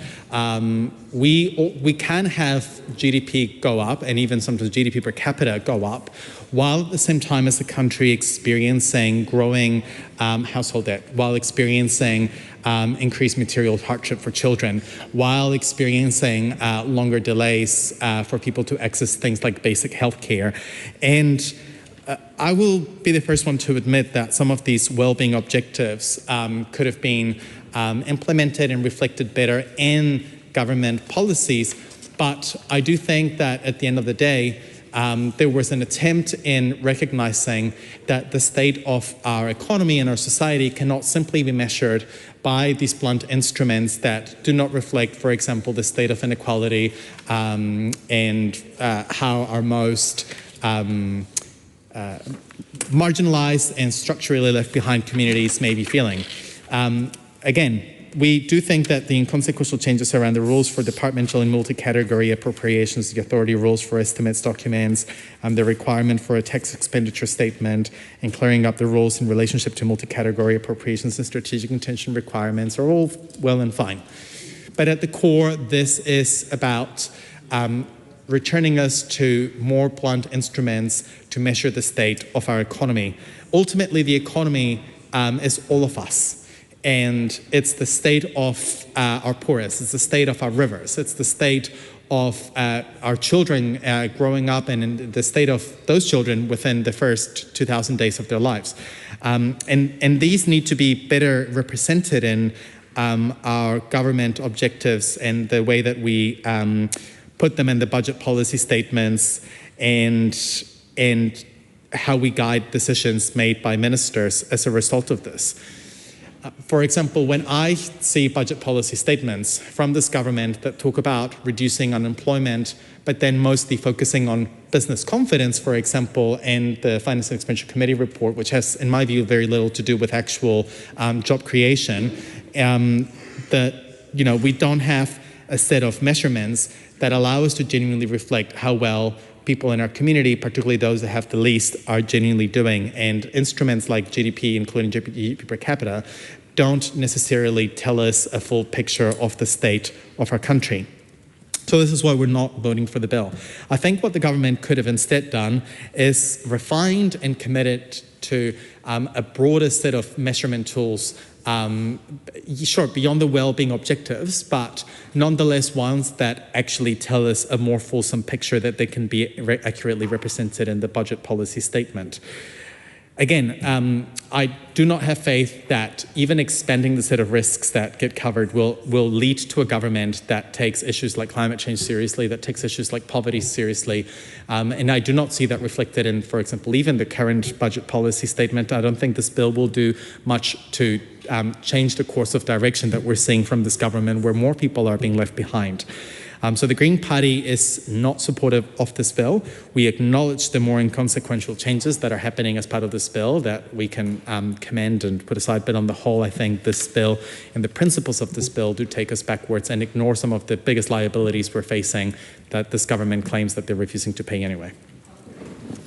Speaker. Mr. Speaker, it's great to stand up for the third reading of the Public Finance Amendment Bill. We are legislating to make it harder to hide unfunded fiscal cliffs, and we remember them well. The incoming Minister of Finance, the Honourable Nicola Willis, had a long list, and we remember having to find money for Farmac, and we remember having to find money for the school lunch program, and we're also repealing the wellbeing statements, the necessity for budget policy statements and the Treasury to deliver on wellbeing reports and wellbeing statements, and hence we remember those wellbeing budgets and their huge operating allowances. I commend the bill. Honourable Dr Megan Woods. Thank you, Madam Speaker. I am pleased to take a call on this and reiterate that Labor opposes this bill. We oppose this bill for several reasons, which I'll go through. There were some changes, and we think there could have been more changes that were made at Select Committee and at the Committee of the Whole. But one of the fundamental things, and that has come up in this debate, is the removal of the wellbeing objectives. Now, this is a government that came in intent to remove them because they were something Labor had put in place, or so they told us. But what this belied was that actually the wellbeing approach to budgeting, for us looking at something broader than just the simple traditional economic measures, was work that had begun when Bill English was the Minister of Finance. This was work that Treasury had begun as far back as 2011. Because around the world, Madam Chair, economists understand that if we're going to understand how governments need to prioritise spending, then we need to understand it in a broader context. And this is the work with the Living Standards framework that economists at Treasury started under Bill English in 2011.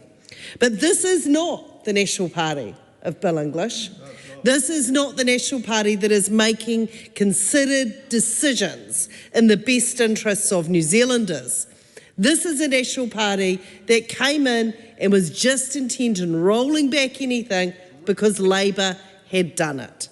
And that is a big part of what is being done in this bill that we're debating today, to remove that wellbeing framework. Now, Mr. Speaker, around the world, the wellbeing framework that New Zealand had put in place, and bear in mind, this is work that had been going on for a substantial period of time within Treasury. It wasn't just something that Labor dreamed up and put in place. This was continuing and accelerating work that was going on around the world, were held up to be a gold standard.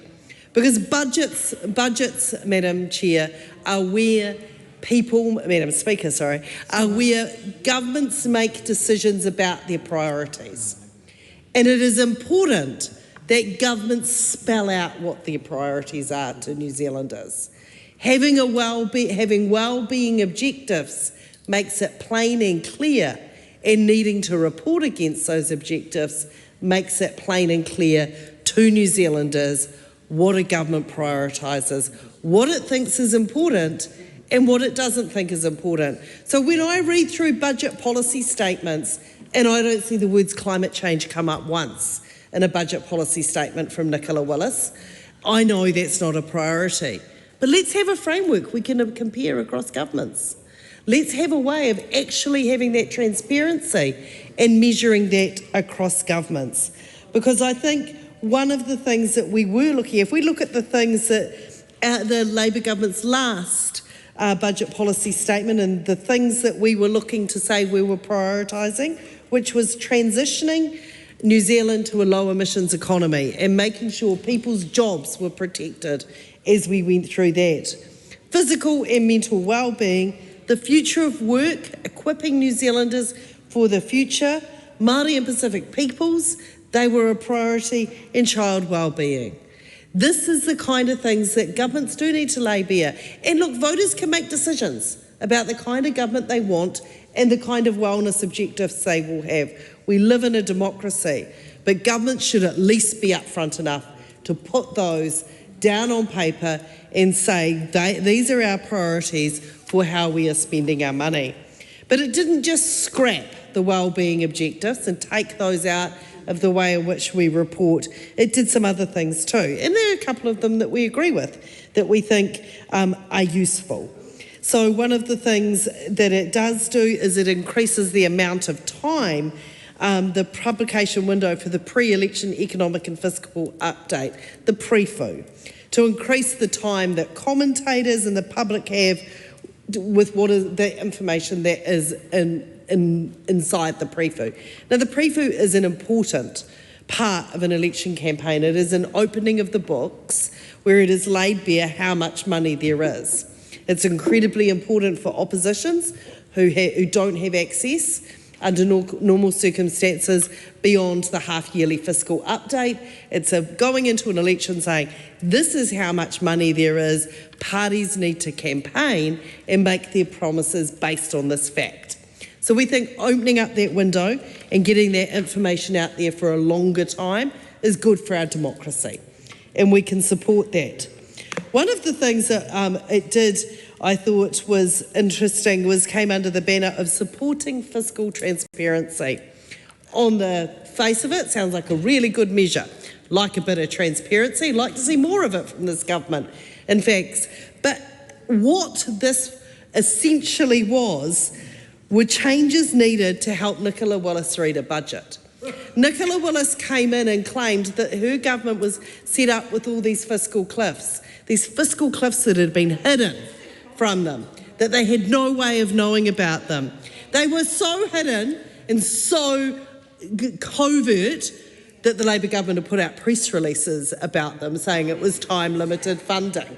When it came to housing, when she claimed that it was unfair that her government might have to make some commitments about funding social housing in this country, and that she didn't know it had been, she could have picked up a press release and read that was exactly the case. There was time-limited funding because elections are times for governments and parties to nail their colours to the mast and say what they are going to do. And this government made a decision not to fund public housing. We haven't seen serious amounts of new funding going into public housing since they've been in power. The houses they claim to have built were all funded in budgets put under a wellbeing framework from a Labor government. So let's actually know what that fiscal transparency is. If it helps people who can't read a budget, then fine. Not something we're necessarily opposed to.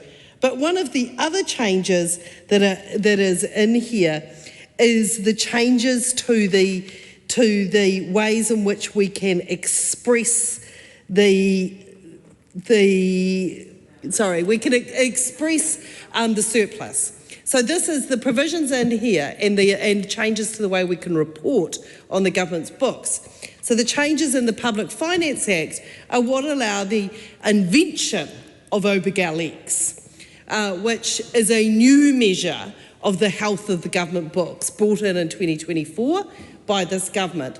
Obergall is a way in which the state of the New Zealand economy has been measured across governments for decades.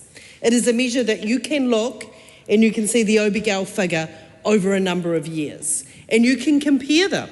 It's apples with apples with apples with apples. It was an accounting standard, if you like, that meant there was consistency But what happened in these changes and in 2024 is that Nicola Willis invented a new way to express this, Obergall X.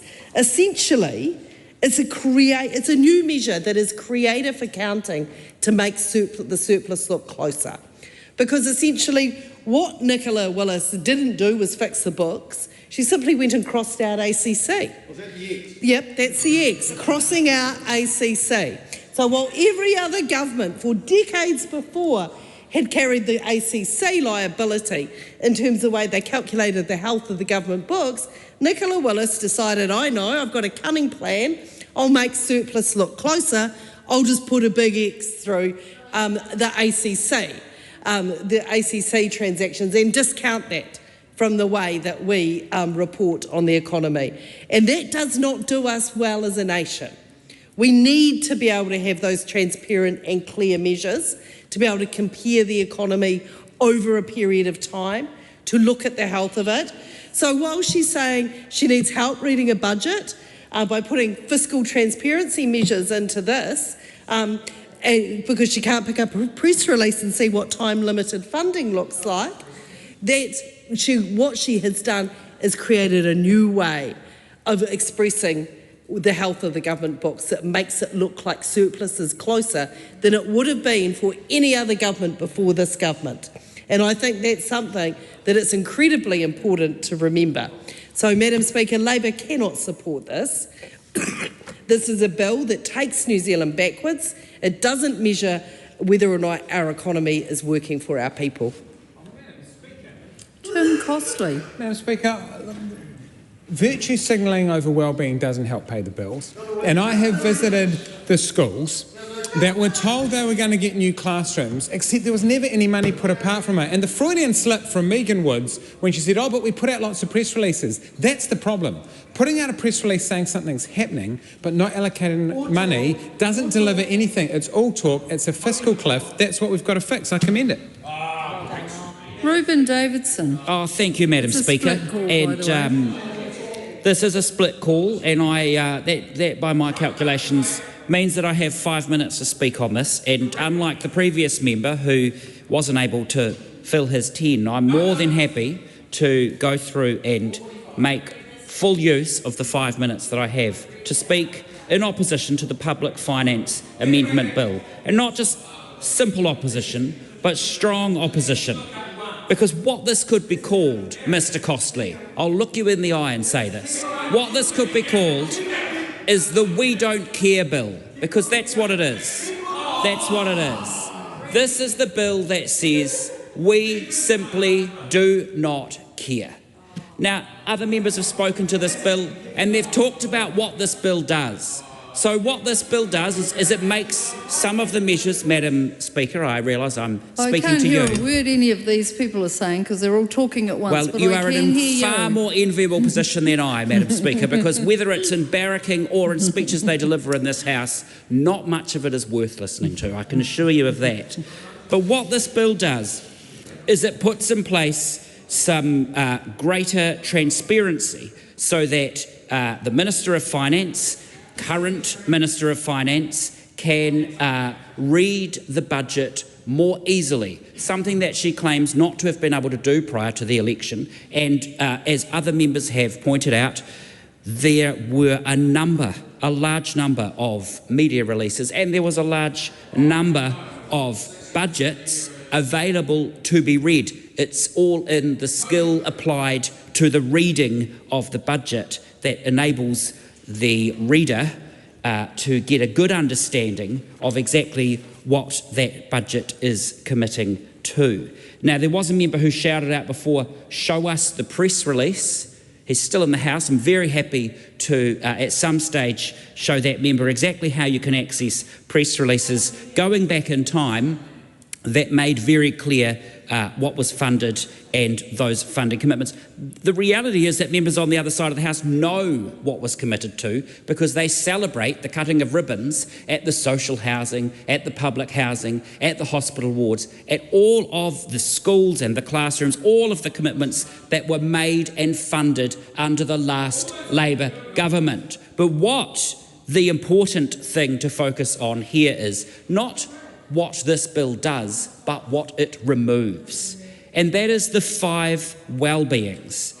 And let's just go through those. And I'm going to read the headings for the well-being, and then I'm going to make some comments about them, because this week of all weeks, a just transition and supporting New Zealanders to transition to a climate resilient, sustainable and low emissions economy seems more relevant than ever in a time where we're seeing fuel prices really spiral out of control and out of the cost and affordability for a lot of New Zealanders.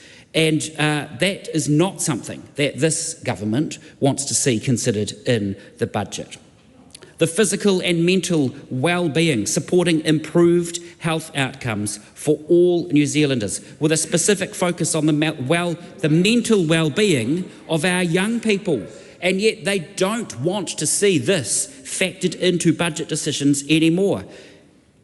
You don't have to go very far to see stories in your own electorates or across Aotearoa of the challenges and difficulties we're seeing in the mental health space, but you don't want to factor that into the budget. At a time when AI is presenting all manner of opportunities, but also disruption to the workforce, there's no interest in looking at the future of work anymore. At a time, and you only have to go back to question time today to see the staggering statistics around unemployment and how negatively it's impacting our Māori and Pacifica communities, but let's not look at that in any of our budgets going forward. And perhaps most staggeringly, child well-being. Child well-being should no longer be considered when you are putting together your budgets. That's the message from this bill, that's the message from those members on the other side of the House. I believe, as it says in our wellbeing budgets, that New Zealanders want us to measure our success in line with their values, the importance of fairness, the protection of the environment, and the strength of our community. This bill steps us away from being able to do just that. Madam Speaker. David McLeod. Thank you, Madam Speaker. I'm pleased to stand in this third reading of the Public Finance Amendment Bill. One of the surprises for this government when we came into the Treasury benches was opening the books and seeing fiscal cliffs from time-limited funding. We had unfunded promises left, right and centre. And it's got to be better than that for any government that comes into the Treasury benches. These amendments here, there are a lot of technical amendments, but there is a lot of improvements in gaining greater transparency, improving the fiscal responsibility and improving the practical outcomes of the Act itself. I see that there's been a couple of amendments made by the Finance and Expenditure Committee. That tells me that the committee have done a great job of returning the bill in a stronger position to what it was actually received. I'm happy to commend this bill to the House. Okay. Honourable Dr. Duncan Webb. You know, Madam Speaker, the members on the other side who talk about fiscal cliffs, it really just shows their own ignorance, because anyone who reads the actual budget, not just some press release on it, but that budget, will see that it tells you year by year how much is allocated. And if it doesn't say out years, then those further years aren't funded. So the fact that Nicola Willis and her peers can't open a budget and say this funding ends in 2023 or 24 or 25 is a reflection not on the budgeting of the Labour government, but on the innumeracy of the National Party. But what's really concerning about this bill is the fact that it is throwing out the wellbeing objectives. And the wellbeing, and I can see why they want to get rid of them, because the wellbeing of New Zealand has gone backwards. It's not just GDP that's gone backwards under this government, but the well-being of New Zealanders has as well. And we know, for example, that this government should have a greater focus on jobs, and the Labour Party absolutely will, because when people are in jobs, not only is their income better, but their mental health is better, their social connectedness is better, their self-esteem is better. But they are not the kind of things that government wants to measure. They want to stop measuring how well we are doing.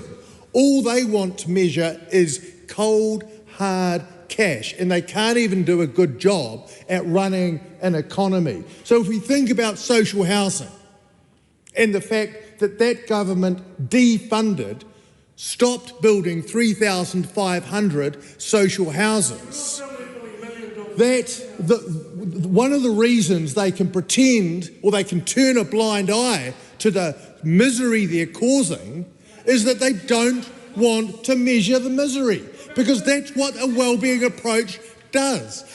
We need to measure in our wellbeing budget, in our wellbeing reports. Treasury needs to measure how many of our people are living in damp, cold homes.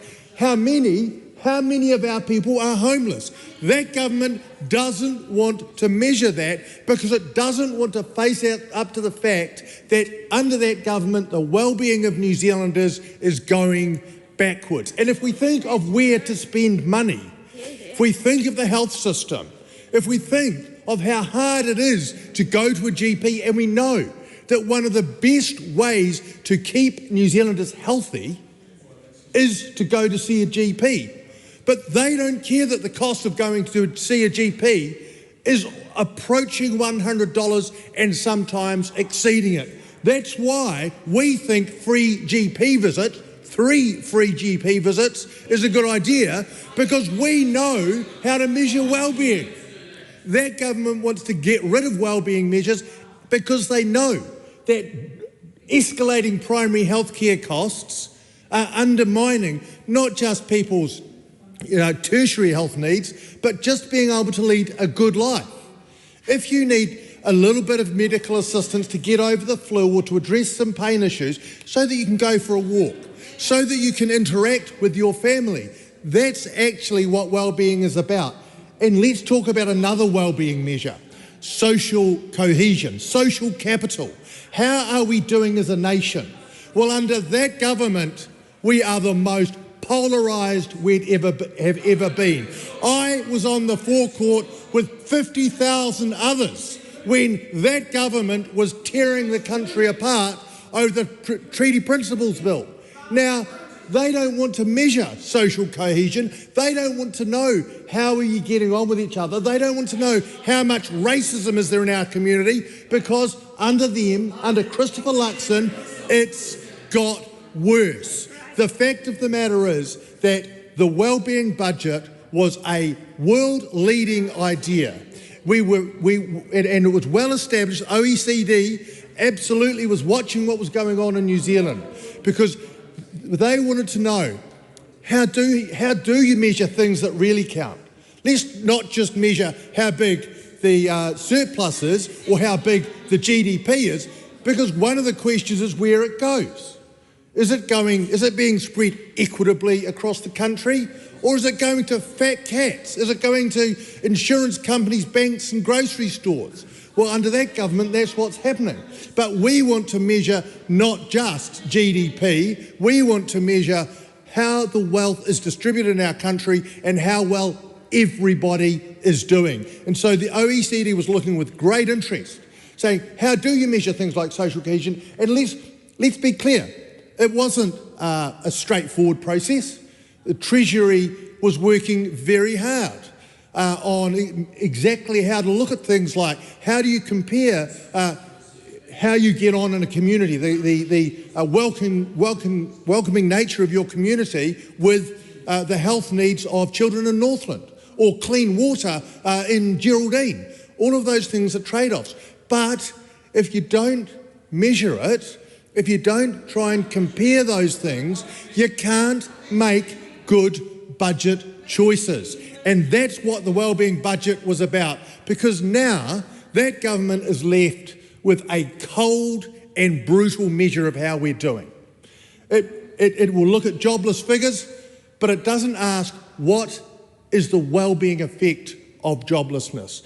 It will look at declining house prices, but it won't ask what is the effect on homeowners of declining house prices. It will look at high GP costs, but it won't ask the real question: how does that affect the well-being of New Zealanders? And so they just don't want to report on it. I mean, I'm surprised they didn't get rid of the Child Poverty Act as well while they're at it, because child poverty has got worse under this government as well. And it's got worse and is getting worse, because this is not a government that cares. We agree. We agree that fiscal responsibility is important. We agree that transparency is important. But that's the fringes of this bill.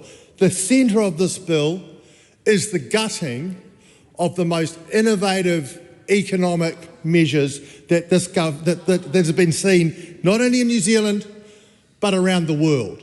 And we should be hanging our heads in shame as a country that where we were leading the world in a wellbeing approach with a living standards framework, which was measuring what was good about New Zealand and being a New Zealander and what was bad about what was going on in New Zealand, I can't say that, Cheryl. We have made New Zealand worse. We've made the reporting standards worse.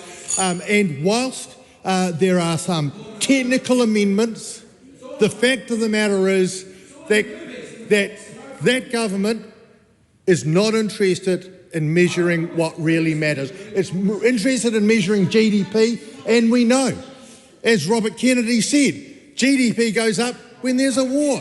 GDP goes up when there's an earthquake.